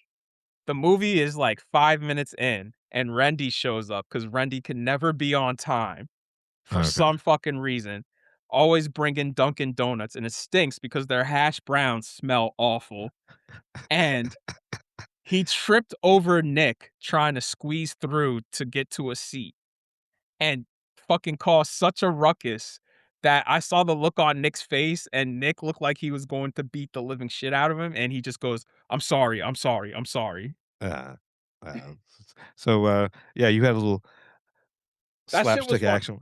Listen, Rendy's probably one of the most respected critics in the game, and I will say he gives very insightful and thoughtful criticisms, but this nigga can never be on time for anything, bro. And then when, like, something's re-released where people are like, "Oh, yeah, I'm gonna go see it. I'm excited to see it." This nigga will be like, "Oh, I'm cool with watching it on my iPhone with my AirPods." And I'm I was just like, like, I hate watching shit on my iPhone. I really do. "Yeah, yeah." Like, I only do it at when it's absolutely necessary. And hopefully, if you have to sit next to Rendy, pray that it's his first time seeing the movie, because if he's seen it for a second or third time, he'll be checking his emails the entire movie and then say, "Oh, it's my second or third time seeing it. I'm cool." I'm like, but what about the people around you who've Right. seen it But for the then why first did you fucking show time? up? That Right. too. Like, why not just hold off on be considerate about the people around you. Right. Right. Like, just don't show up if The you've not shit seen was it. funny for right before Wuthering Heights. You know how they gave us well, that wasn't for us. We just took Right. over that We shit. you just took the shit. Yeah. He shows up with coffee and a couple of donuts from that spread that we ate from, Right. and he sat next to John, and he handed his donuts and coffee to John so he could sit down. He's got himself a little, a little manservant, a Listen, if little somebody butler. did that shit to me, I'd be like, "Well, guess what? This coffee and donuts mine now, nigga. Who the fuck you I would think like, I am?" thank you for the coffee and donuts. Yo, listen, I don't like shitting on black people, but I also gotta call out sucking fucking shit behavior, and that's some shit real shit behavior, dog. Yeah. Like, 'Cause uh, SpongeBob, homie, showed up 5 minutes into the movie, and he squeezed into my row because there was a seat next to me, and I didn't realize because SpongeBob came out at Christmas, so it's cold. So I had on my winter coat, and I didn't realize my winter coat was on the next seat uh-huh. because I was wearing it. He taps me on the shoulder as I'm watching the movie, and he points to my jacket, and I had to pull a portion of my jacket onto my lap off of his seat. And I'm just like, "Nigga, this is why you get here, so we can get this shit started instead of me being into this movie and then having to deal with your dumb shit about 5 minutes into this." You know Oh shit. you know what I'm saying? Also, bro, if you're gonna show up late, sit on the end. Find an empty seat on the aisle and just sit there instead of squeezing through a whole fucking row of people. Yeah. I mean, honestly, that for me, I would never, unless I am sitting next to somebody, right? Unless like someone's already saved me a seat and I'm going to that seat. But if I'm coming in and I'm by myself and there are no seats, well, that's on me. Right, right, Like, let me sit where I can sit, but I'm not trying right. to, yeah. it's- I- Show up 10 minutes into the movie And and it's then climb over right. a million people to sit in the middle. And then honestly, that's just me b- because I would feel I'm embarrassed anyway that I'm late. And then also like now I'm inconvenient. Yeah, yeah, yeah, yeah, you're gonna tap somebody on the shoulder. Right. Unless there's no other seat. Like if there's no other seat and I gotta go and do that, then I gotta do what I gotta do. But if there are any other options, like look, I got that's my bad. Yo, again, like I said, I got mad respect for homie as a critic and analysis, but as far as an actual moviegoer, I'm just like every time he shows up, I'm like, "Oh, fuck, all right, fuck." I don't even think I've met this dude. I'll point him out to you. All right. You probably seen him. He's very short, black with glasses. Mm. Yeah, I mean, probably. All Yeah. right. Yeah. Anyways, let's get into Girls Like Girls. Uh this is good, but nothing new.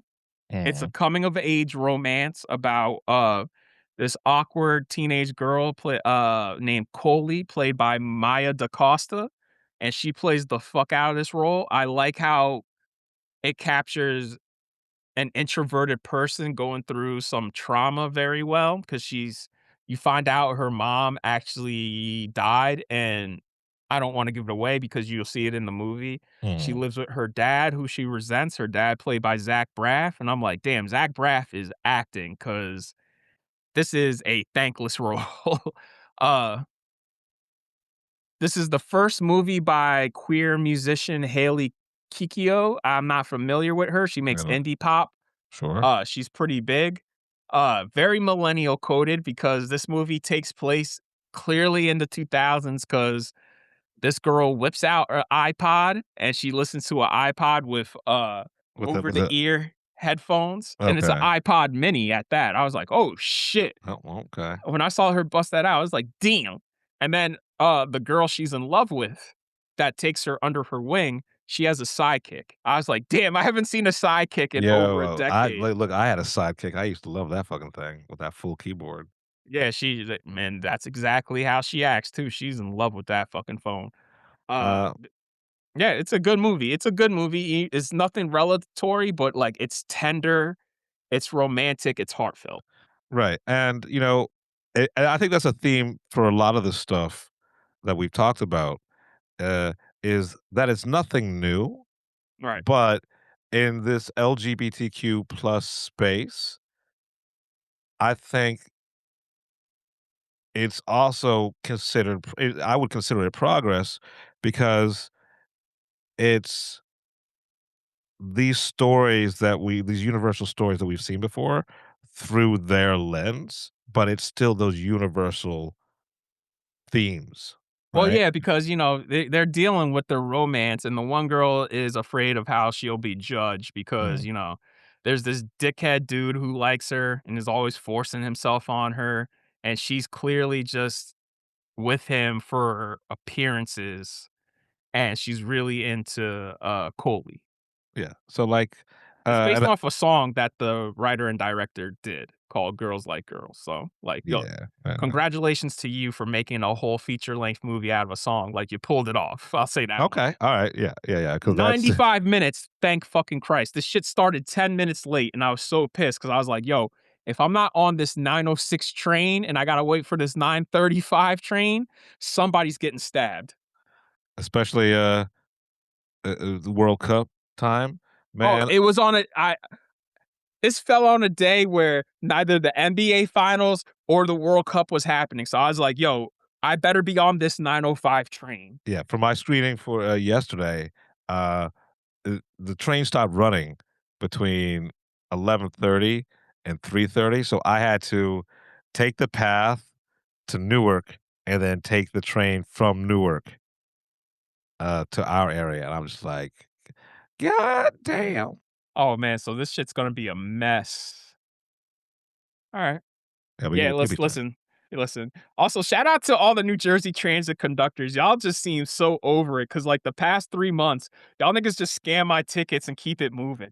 I like not even a second look. Yeah, yo, Not right? even not even a Right? second look. And the niggas who do pay attention, they don't even care. They just give me the ticket and they keep it moving. Yeah. And I understand why, because I'd be seeing them fighting with 10 other people trying to get tickets. So I guess it's just the fact that I have a ticket, right? Yo, and someone yesterday tried to do the fucking let me hang out in the bathroom until I get to my stop, uh, bullshit. I was like, "Come on, man, I gotta pee." Yo, that's the thing that pissed me off was Monday after this screening. I got on the 9:06 train, Mm. and as we get to it was the stop before Edison. I think it was whatever after Rahway, but before Edison, that stop. Metuchen? I think so. We were sitting there for a fucking million years because this old drunk Indian dude wouldn't give the conductor a fucking ticket. So he had to get another conductor, and the other conductor comes on, puts on gloves because he doesn't want to touch the dude because Mm. you know. Hey, he's probably And, like, if he's and drunk, if he's that drunk that he's that surly, he might have pissed on himself. and homie was just like, "Why are you giving my conductors a hard time? Just give them a fucking ticket Mm. because now we're holding up the train. Everybody's staring not at me, they're staring at you." And he was right. We're all staring at him because we're Right. like, "Yo, we want to go to fuck home." Just give him a ticket. Just give him Yeah, just get the give. ticket. He even said he's like, "I don't give a fuck what it is. Just give me some sort of fucking ticket." Like this is where we're at now because now we gotta wait for the police to show up if you don't give us a ticket because you're too fucking drunk to give him a ticket Right. and you got pissed off that homie's doing his job, which is to collect tickets. That you have to pay to be on this shit. So either give us a ticket or we're gonna have to hold everybody up and you're gonna piss them off on top of you getting arrested. And if you piss and if one of these people get up and they start throwing hands, I'm not going to be here to protect you. And I was like, cool, you just gave me a green light because I was at that point, bro, because I wanted to get home. Right. I was at that point where I was like, oh, cool, I got a free pass to punch this nigga in the face if he doesn't give up a ticket. Look, some motherfuckers always want to ice skate uphill.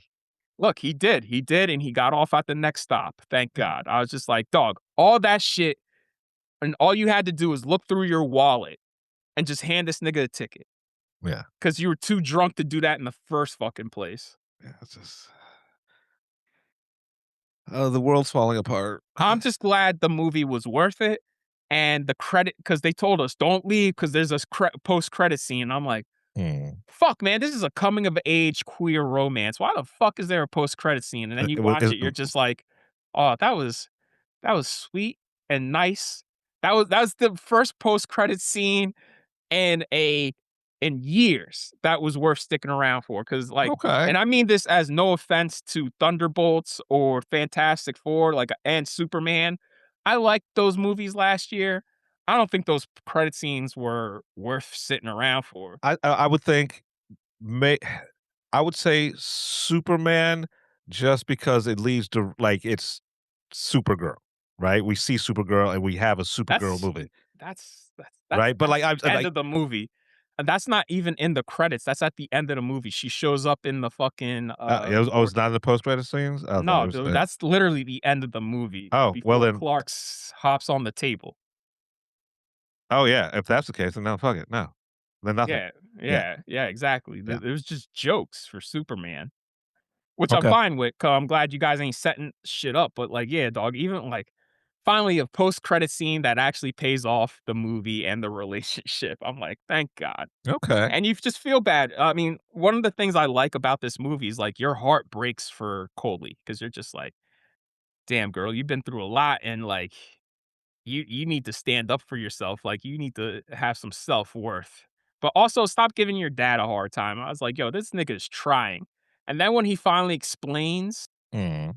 what happened, I was just like, yeah, you really need to give this nigga a break. Cause like Well, I mean, here and that's the thing, and hopefully, when I see this movie, um, this will, this will be the opposite of what I've noticed is that uh, teen girls that are portrayed in these movies are horrible, right? That like, she's justified in her anger though. okay, yeah, Yeah, 'cause- like the reason why she's angry, I'm like, you're not wrong and you should feel the way you feel, but also your dad's here now and he's trying. And then when you find out why he wasn't there earlier in her life, you're just like, oh damn, like yeah, that's not his fault then. yeah, because a lot of these And movies, like the angry teenage girl, the anger is not uh is in line with the situation they're in. Perfect example, Scream 7, I need right? to talk about that shit. We talked about it enough. Right. No, I'm just saying, like, it's good that a teenage girl is being portrayed honestly, and with nuance. Yeah. I was surprised how full this screening was too. Like it was pretty packed. I Yeah, was I'm like, so damn, like this it was the I third was press screening because there's a screening tonight for it. There's the yeah, last press screening. It drops Friday in I got an theaters. email for it last week, a couple of weeks ago, and it totally left my radar, and now I'm kind of uh kicking myself over that. Yeah, so shout out. Like, there's one black dude who sat in the front row, and that Mhm. nigga was into it. There was another black dude sitting next to me. I was like, damn, this nigga's crying. This nigga in the front row, he was leaning forward the entire time like Oh this. shit. I was like, Okay. damn. I was like, yo, yeah, yeah. The oldest person there had to be Avi, Yeah. because Avi was sat behind us for Death of Robin Hood. Yeah, it Also, is. fuck that person who came in late for Death of Robin Hood and then decided to sit right behind me. I'm like, bro, if you're coming in late, just sit on the fucking end, bro, because now you shuffling in behind me 10 minutes into this shit is pissing me off. I didn't even notice. Yeah. Yeah, but yeah, like I'm glad. Listen, this gets A+ from me because it was sweet, it was tender. It's 95 minutes. You started late, but I still got on the train I wanted to get on. Yeah, so Thank it's God for digital arts because it's literally a I do 10-minute walk. I do love digital arts. I do love that. There's one screening room I love better than digital arts, and that is Post Labs 1, which is a street down, a Yeah. couple of streets down. Because I was there for another simple favor, and I was there for the invite. And I was so glad we were there for the invite because I'll tell you what, the edibles were kicking, and I was just like, I grabbed 3 boxes of Swedish fish and a water. He was like, "I'm out." I was eating those. So if you noticed when we were walking out of the Death of Robin Hood yesterday, Mm. fucking the rep, the A24 rep, that black girl, she gave me the sideways look was because she probably remembers me from the invite where the edible was hitting me in my face. I didn't notice a sideways look. I thought she was just giving a sideways look because, people had asked her to do her job. Maybe that's what it was. I didn't think about that's the only look, I would have seen, but yeah. All right, so yeah, that's Girls Like Girls. I highly recommend it. Like Maya DaCosta is gonna get a lot of work from this shit. She is fantastic. Alright, good, Yeah, good. yeah. So I'm gonna see it this weekend. all right, so let's get into the third and final season of Euphoria. Oh, shit, I Uh, forgot we have to talk about that shit. I what a disappointment, man. Like, yo, listen, I don't mind that Rue died. It's just the way that it happened and how it happened and why it happened, where I'm just like, this fucking sucks. Like, and hearing uh what Sam Levinson's reasoning is because, he lost Angus, and Angus was originally supposed to be the backbone of season 3. And Mhm. he's just like, I want people to feel what I felt when Angus died because, addicts don't make it out. And I'm like, well, if that's the lesson we're supposed to be taking away from this really should have been focusing on Rue's addiction rather than this crime story that was half baked. And honestly, even the crime story was disappointing because everybody was a fucking idiot. Like, it's crazy to me that Lexi would just be like, Rue's talking about working for the DIA. Right, And then for right, Maddie to go and tell and that shit to Alamo, which I'm just like, are you guys both fucking stupid? right, it's that fucking dumbest thing ever. Also, Jacob Elordi's no fucking character, like, y you mean to tell me you didn't do a fucking land survey before you started doing construction, where you could find out that there's this plant there that you can't build around? Like, it's so fucking dumb all the way through, and like you said, I don't mind Rue dying, but honestly, I would have loved it if the entire season was Rue's dead. Rue overdosed, and it's everybody dealing with their lives after the fact, right? And like Rue would show up as she could say Zendaya in it. She could show up as a memory or a ghost or a hallucination to every one of them trying to reconcile with the loss and the things they didn't get to say. That would have been a great season 3. And what really pisses me off about it is season 2 ends with Rue sober. And she even Mhm. said, I stayed sober for the rest of the year. Then we cut back to season 3. She's being a drug mule, and we catch up and we find out she relapsed. And I was just like, that's cheap, bro. Like, that's real cheap to have her relapse. And now she's fucking working. But and honestly, And the relapse doesn't really play into anything yeah. until this last episode. And that's why I'm just like, this whole thing's half baked. Like, Hunter's scared. Like, she, she, I, Wasted, that's useless. my problem. That's my problem is that, like, Rue's character replaced drugs with Jewel. Jewel was just another addiction, even though Jules, throughout this entire show, has been a shitty person and has treated Rue shittily, even up until their last scene together, where she slaps the shit out of her because I'm just like, well, Rue does have a point. You're just being kept as a fucking fuck toy Right. by this rich guy, and that goes nowhere. Like she's Hunter scares only in one scene in the finale, which is insane. And watching this finale, I was like, good on Austin Abrams and good on what's that chick who plays Kat? I can't remember her name. America. Barbie Ferrer. Barbie Ferrer, yeah, something like that. Good for both of them saying after season 2, you know what, we're done. Especially because Barbie was like, I did nothing in season 2. I was just there. I had a whole story in season 1. In season 2, I'm not. I'm just there. That's why I quit. And thank God, because like half of these characters, either their storylines were asinine to the point where I'm like, this is dumb on every level, or they had or they were just there. Like Jules. Jules had nothing to do. Jules was just there. Uh, uh, what's her face? I can't even.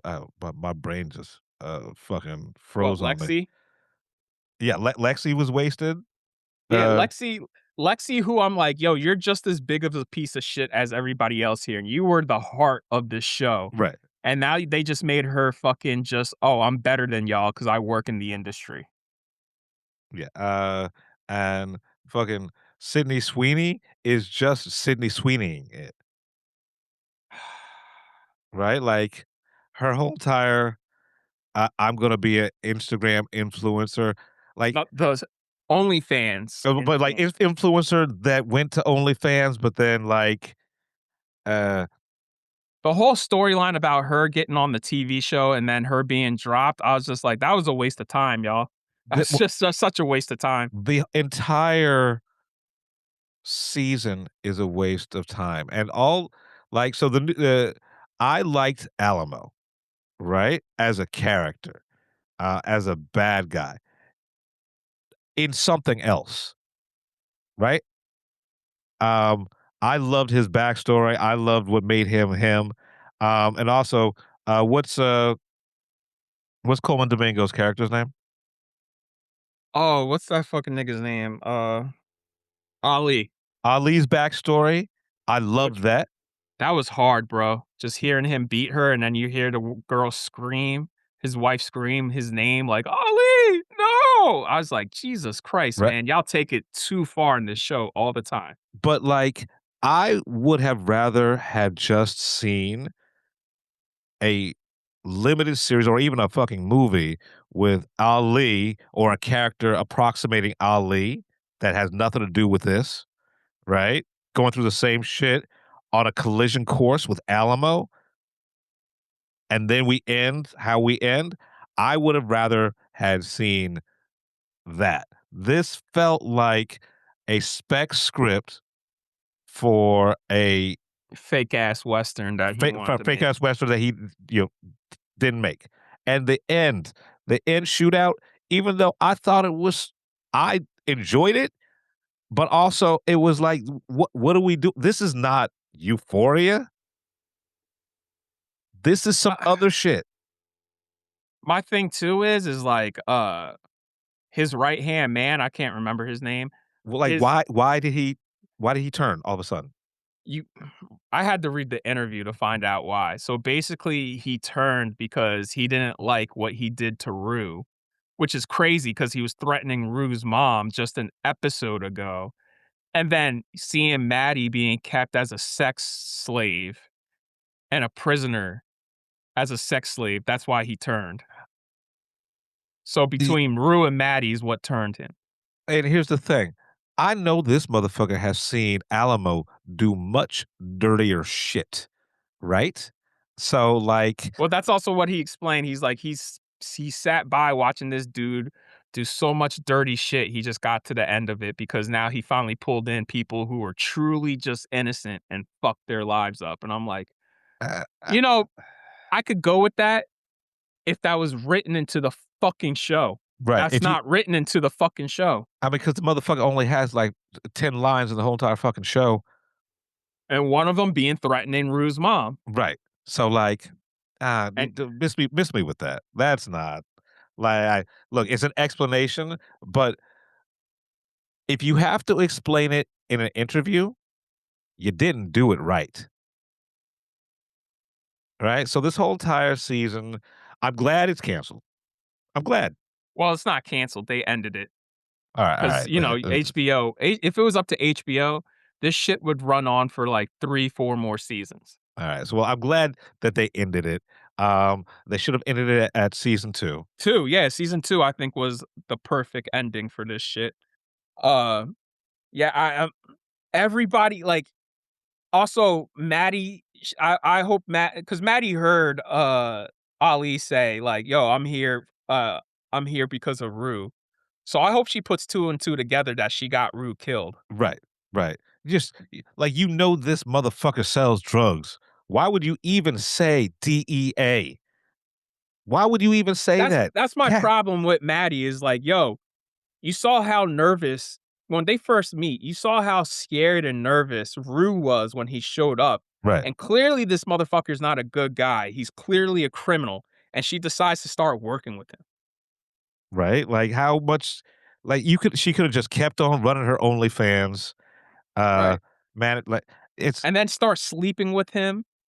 Well, I Sleeping mean, with him to the point where even fucking what's her face? Oh my God. What's Sydney Sweeney's name? I, Character's name. I Well, don't know. Sydney Sweeney's character is like, "Hey, maybe it might be better if you just pretend to like it." And I'm like, "Man, even But she like Jesus Christ." honestly, this show hates women. Yeah, yeah, Like because this season Lexi's in a fucking particular. yeah. Rue dies. Lexi's a fucking total bitch. Uh, Maddie is a pimp slash whore, and fucking Sydney Sweeney's character sells her body. Right. And And then Lori is a fucking drug kingpin. right. I mean, look, And it's then Chloe Cherry's character, I that hate how fucking that dumb bitch. her and Like, Wayne, yeah, they get away, and then Sam Levinson confirmed in the interview that those 2 murdered that family in that car. what? Oh, yeah, the family that they saw. Yeah, who picks them up because as they're trying to escape. So they. But here's the thing. Didn't need to know that. Did not need to know that because that that makes me feel ill. That makes me feel Also, ill. Wayne's one of the dumbest motherfuckers on the planet. Same with Chloe Cherry's character, and those are the 2 who get away. Right. But like it would be one thing if they got like they get in the car, they get away, it's fine. But to find out that that I could have I could have just been okay with the knowledge that they got away. And maybe they, fucking turn their lives around to know that they're still on some scumbag shit, right? That I don't even get to see. So now it's in my mind, right? But I don't get to see it. That makes me physically ill for some reason. Fuck Sam Levinson. Fuck Yeah. this. Fuck him. Fuck this Yeah, show. man. Yeah, man. Yeah, man. Yeah, this final season was a slap in the face, and like I said, if this is how we're gonna end it, then this final season really should have showed Rue struggling with her addiction, It sh- hardcore. yeah. Or like I said, just start with it with Rue dead, right? And then you could play with so many different aspects of like every aspect, every fucking one of the stages of grief could be a different episode, and it could deal with a different character dealing with that. Like I shouldn't have to write the fucking show for him. I'm not getting paid for it. Fuck you, HBO. Give me some money. Give me some money. I'll fucking I'll bring everybody back. Me and Brandon are gonna write the show and direct it. We'll give you a final season 3. Get the You fuck know out of what here. would have been cool is Rue finally coming to terms with who she was, and she taking that pill bottle and spiking Alamo's fucking booze with it, and Alamo dies, and then the DEA they same thing plays out with Lori, except Chloe Cherry and Wayne die, and then she's just like, you know what? The only time I've been happy recently was with the family, and instead of Ali going to the family, it was Rue going to the family, and she lives out the rest of her days as a farmhand on this fucking farm. But you know what? Anything was better than what we got. Yeah, yeah. Like And like honestly, if I was Hunter Scarif and I asked Sam, like, what am I gonna do for this last season? And he told me and he gave me the scripts, I probably would have pulled a Barbie and been like, you know what? Just cut all this shit. I'm Yeah. out. Yeah. Because we didn't need her. She did not progress the plot at all. And her yeah, it's I don't think we needed what's her face either. Oh my god, Lexi. And that's nothing against Maud Apatow. I think she's a fantastic actress. It's just Lexi did nothing either other than spill the beans to to Maddie right. about the DEA shit. And having Maddie blab that to Alamo just in no universe makes sense. It's in no fucking space. Also, I get it. They all don't take Ruth seriously because she's a drug addict. But also, if somebody's saying like, "Hey, I'm working for the DIA," I don't think anybody's gonna be lying about that. That's some pretty Right. fucking sociopathic shit to lie about. Yeah. And what's the win on that? Yeah, What's no, what's you're what's right. what's the Right? what's Rue's win on that by saying that? Get the fuck out of here. It is Like the only thing I liked in the finale was that last shot of Sydney Sweeney's character because I was like, oh, good. I'm I glad. get I'm it. glad you're alone. Yeah. Yeah. You're a doll trapped in a dollhouse. Yeah. Like, Good. even though that was on the nose, I was like, I like that because, like, yeah, that makes sense. You're a doll and a doll trapped in the dollhouse. You wanted the house. Now you're a doll trapped in your dollhouse. Right. That's it. Yeah. But like, yeah, fuck this. Fuck season 3. Um and I Yo, like the episode where it opens up with her as the fucking as they call it, Cassie Zilla, where they make fun of with the the yeah. and then like, yo, like when the dude was licking the glass when her tits were against the glass, I was just like, is this supposed to be you, Sam? Because this is not me. Because if I saw that in real life, I would not be titillated. I I'd mean be that freaked the fuck out. I mean that is a fetish for some dudes. I'm not gonna lie. What, As a, fucking a 50-foot tall woman? no, it's not fucking. It's just like that empowerment thing. They like big towering women. That's why we have 3 remakes of Attack of the 50-Foot Woman. You know, like You know it's what? Sure. To but me, like look, I'm those are not look, I'm monster. not Those are monster movies to me, rather than you know. I mean like a lot of these monster movies are also like allegories for sex, but that's a different episode. But anyway, it's also just needless. It's exploitative for no fucking reason. Except for okay, you get to build a model, and Sydney Sweeney gets to push her tits. I'm guessing was that her or was that like a tit double? It's her because she look her prerogative, but also like season 2, she said, "I don't need to be naked in this," and then Sam Levinson took that in mind and right in season 3, and she went to Sam saying, "I can do nudity for this scene. I could do nudity for this scene. I could actually do nudity for this scene." And I'm just like, I was like, all well, right, look, all I right. mean, either you're standing on business or you're not, Sydney Sweeney. Like, what do you Okay, like? right, yeah, Like, it's yeah. your body, your choice, fine, whatever. But you don't want to do nudity for season 2, where it actually does this. It's for the story, right? Like that, it's not not as exploitative, right? But season 3, where it's all exploitative, Yeah, I mean, the most that was egregious was that, but I think the second most egregious thing, I can't remember if it was episode 6 or episode 7, where she's fucking the Instagram influencer, and mm, it's a shot from below as she's riding him, and you just see her riding her as her tits are just bouncing everywhere, and I'm just like, "Dog, I might as well just watch a porno at this point." You know what I'm saying? Like,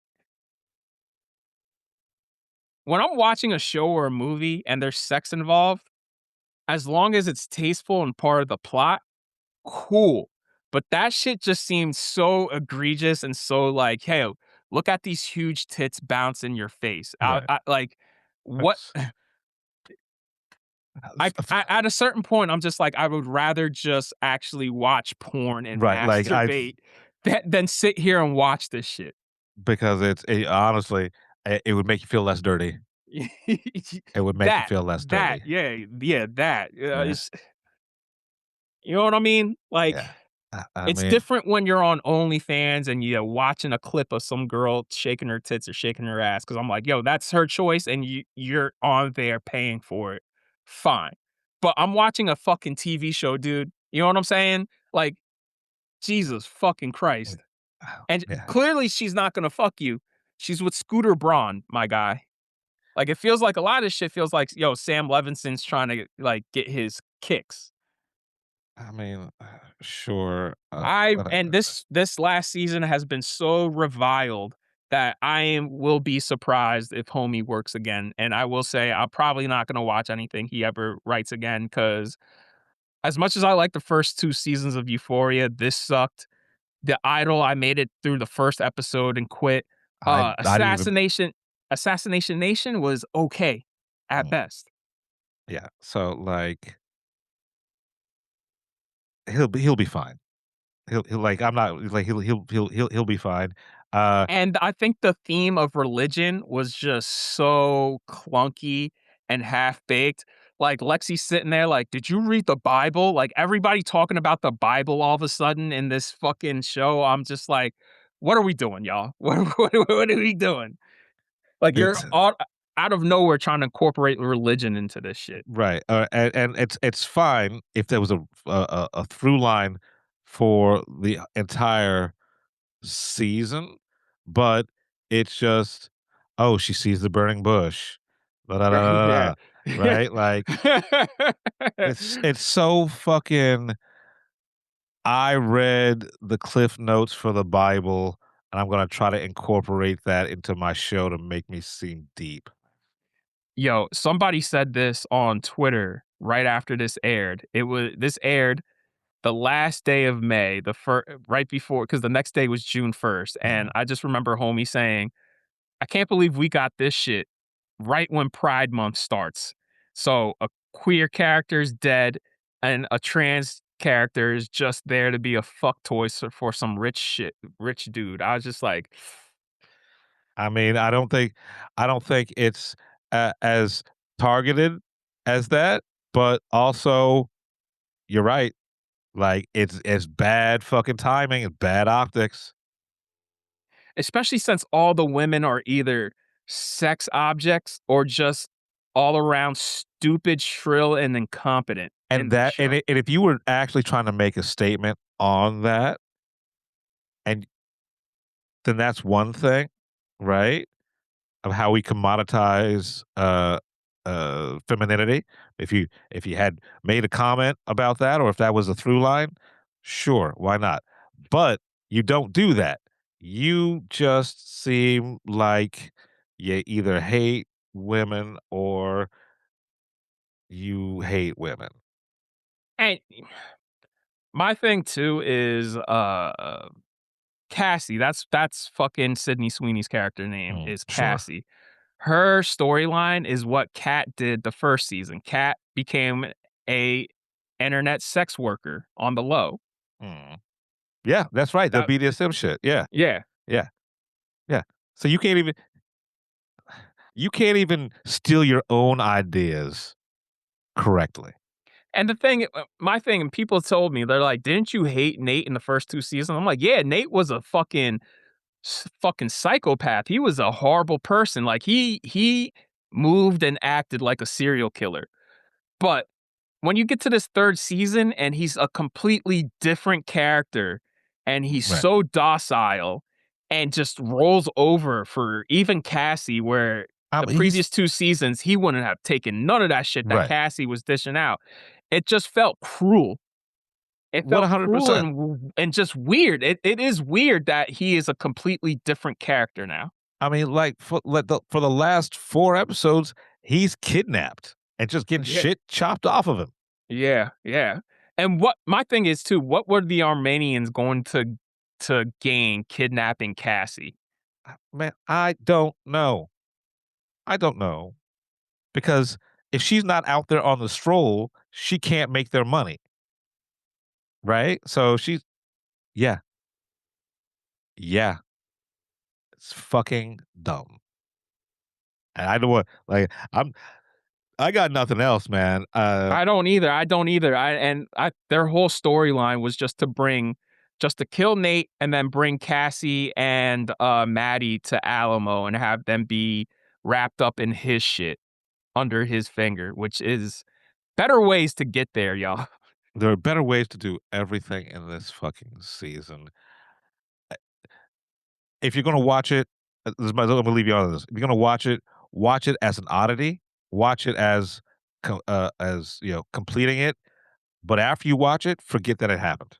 I would watch the first 2 seasons and that's it. Because even Yeah. Hans Zimmer, I was like, his Western score is fucking stupid and it feels like a parody. And it is a shame that we lost Labyrinth as the composer because that we don't get any songs. Like, that was one of the highlight of seasons 1 and 2 is that we got 2 banger ass songs on Nope. top of that score. Like, that score is what made Euphoria also great, like that Labyrinth score. Right. And And I the just fact remember right when season 3 dropped, he's just like, "Yeah, I'm not scoring Euphoria. I won't be disrespected like that." And right. that's all he said. So what the fuck did Sam Levinson do? Right, right. And What the fuck damn, did he do? I'll say this: after Dune Part 3, Hans, man, you better figure your shit out, bro, because you've been on autopilot outside of F1. Like all of the scores you've done recently have been pretty fucking bad, dog. So, all right. Yeah, I'm good. me I'm too. good. Like, yo, yo. This just puts such a bad taste in my mouth for various reasons. Like, I get what he's trying to say. Addicts don't make it out. But There are sometimes addicts too. Sometimes addicts do make it out, right. and some people do come out on the other side. And But but there are better ways to tell your addicts don't make it out story, right? There's better ways and more truthful and more uh kind to the addict. yeah, But yeah, and that's it. That's all I got. I will say, fuck you, Sam Levinson. Like, I'm done with you. I'm just done. I am done. Like, damn, this was not worth the 6-year wait, man. wasn't Like, worth a 6 year. It wasn't worth a 6 year wait. Wasn't worth the 10 episode wait.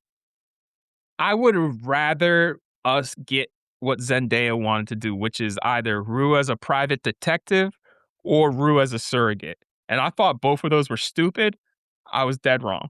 Yeah, I was dead wrong. look. If you did any idea anyone threw out there was going to be better than this. Like if you want to do like an animated fucking uh detective show where Rue was pregnant, but also um she's a 50-year-old cyborg, that's a better concept. I The will one with say it was also good seeing Rue's mom again, at least briefly. Mm. But damn, Gia nowhere to be found. Like, her, Do they you even know, mention her? Do they even mention the sister? briefly in one episode. Yeah, no, fuck this show. Fuck this show. Fuck So, it. But not fuck the show. Fuck this season. I'm good on Sam Levinson, dog. I'm interested to see what happens to his career because you pissed a lot of people off, man. He's got daddy's money. He'll be fine. Uh, I forgot to tell y'all real quickly. We have a review by me on the website for Toy Story 5. That's what we're gonna end this on is Toy Story 5. So real quickly, I want to say, uh, I told Jeff about my concerns for this movie, and my concerns were founded. Is it bad? No. But also, I'm very much questioning the prospect. And I feel like, Jeff, I'm the only person who feels this way because a lot of people who love this movie are parents. Because a lot of critics are parents, and these critics love it. But also keep in mind, out of the 5 movies, this is the lowest on both Rotten Tomatoes and Metacritic. On Metacritic, it has an 87. Rotten Tomatoes, it has a 92. Well, I mean, for any other franchise, those are still great scores. But wasn't Toy Story 3? Wasn't that 100%? Yes. Yeah. So I mean, And then it got knocked down to 99 because, Armand White's a fucking dickhead. And Toy Story 4, I think they said is at 95 or 96%. right. So I mean, look, I haven't seen it yet because fuck Amtrak. Uh, Oh yeah, uh, contact them and complain. They'll give you a free ticket. yeah. Well, I got my money back. Okay. Yeah. But Yeah. Yeah. I'm gonna also get that free ticket. Be best you worry. Don't you worry. Um, but yeah, I can't wait to see this just to compare it to all the others because in preparation for 5 I watched everything, like, and we're talking about the offshoots, we're talking about the little mini movies, the little mini episodes, the Forky shit. I watched all of it, so I was deep in that Toy Story world. Right, because I vividly remember being 5 years old and my mom taking me to see that movie. Like, I vividly remember. I've seen every single one of these in a theater. Uh, very I think it's very good that they made Jesse the main character because Buzz and Woody's story is done. But also, I was wondering and worried how are they bringing Woody back, especially after the way 4 ended, and my worries were founded. My worries were founded where I'm just like, this movie probably would have been better if Woody wasn't even there. Right, because like Woody's story is done. But he doesn't even for this story, I'm like, he don't really contribute much to it. Like Woody's So story is done. Like I said, you can, well, like Brandon said, you can read his full review on the blurb. thefilmblurs.com, Mhm. and also Did you stay read tuned. it? Huh? No, Did you read it? I'm gonna wait until after I see the movie before I read it. No Uh, spoilers. yeah, okay, all right. Um, but also stay tuned. At the end of this episode, we have a interview that I conducted with Craig Robinson, one of the stars of everything, but also of Toy Story 5. I'm very worried about Pixar trying to do a 6 and 7 because I'm just like, man, y'all are running on very thin here, very thin, and I'm worried about you guys trying to squeeze out another 2. Quite frankly, read my review and Oh, you'll oh, see, you'll all right. see. I'm gonna but no comment, but also hard agree. But I'm gonna read your So review. yeah, that is episode 210. All right, Craig, thank you for joining me. Jeff, you're welcome. Thank you. So I guess we're gonna get started to jump in. Growing up, what was one of your favorite toys? Man, I gotta say my G.I. Joe was he was black G.I. Joe's, G.I. Jermaine.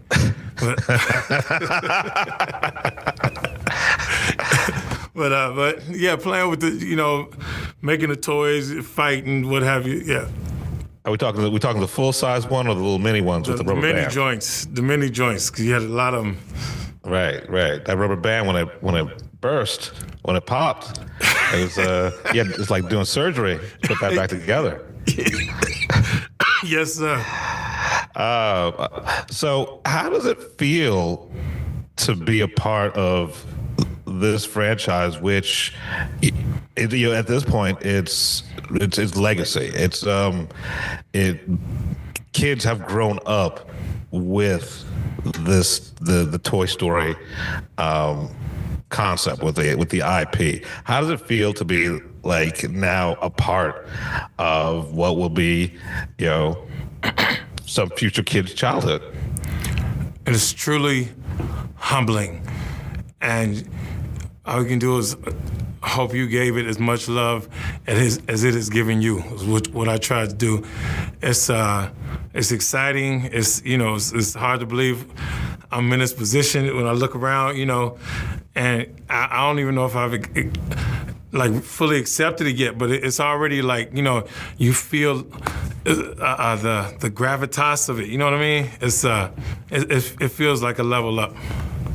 I mean, 100%. I don't even know, have they made toys of you yet? Are you out on the market? I Googled it, and it looked like it's one out there, so I think it's real. All right. I figure I'll be signing those pretty soon. Yeah, I'm going to find an atlas, and if you would, I'd love to have that on my absolutely a signed version on my dashboard. There are no good guys or bad guys in the Toy Story universe. It's people or toys misunderstanding each other and then coming together, right? That's the main teddy bear conceit. That one time, right? Well, the teddy bear was the actually only villain, right? And he got what he deserved. Dang. So where do you fall in the debate between physical play and this new digital landscape when it comes to kids, right? Yes, I think it's very important to get back to some physical play. It was depressing, which is how they set it up, to look at and just see the kids all on the screens and not enjoying each other or playing or listening to each other, judging each other through a screen. It makes me want to just at least just turn the screen off. Let's just interact with each other. Right. I mean, and I think this movie really does a great job of writing that line, right? She showing us that you can get yourself a girl who can do both, right? Like you can live in both hemispheres, I guess, both realities. Exactly. Right? Okay. Yeah. So before I go, I just got to ask you, what was your most favorite time in the booth?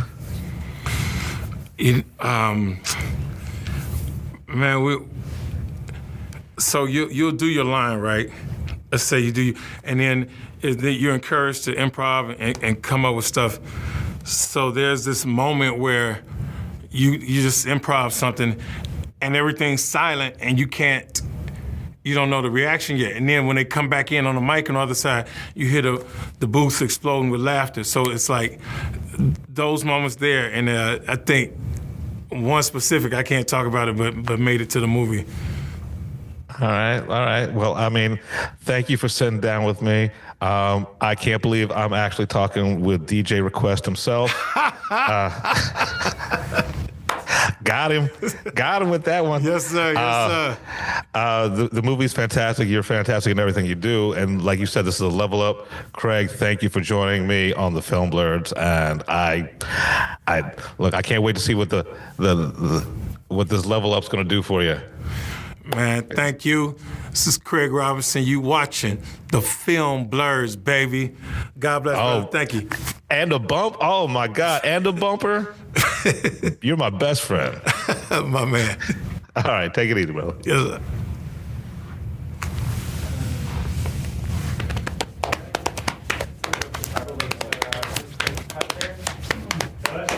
We're the Film Blurds. I'm Brandon Nord, and I'm the motherfucking protagonist. I'm the protagonist. I'm Jeff Stewart, a.k.a. He Who Remains. Don't come at us. It's just fucking movies. You've been listening to the Film Blurs podcast. Man, I just love what you guys do, man. I never miss an episode. It's the best. It's my favorite podcast. Follow Jeff on IG on MindFire XL and Brandon on Twitter at BJN Tweets.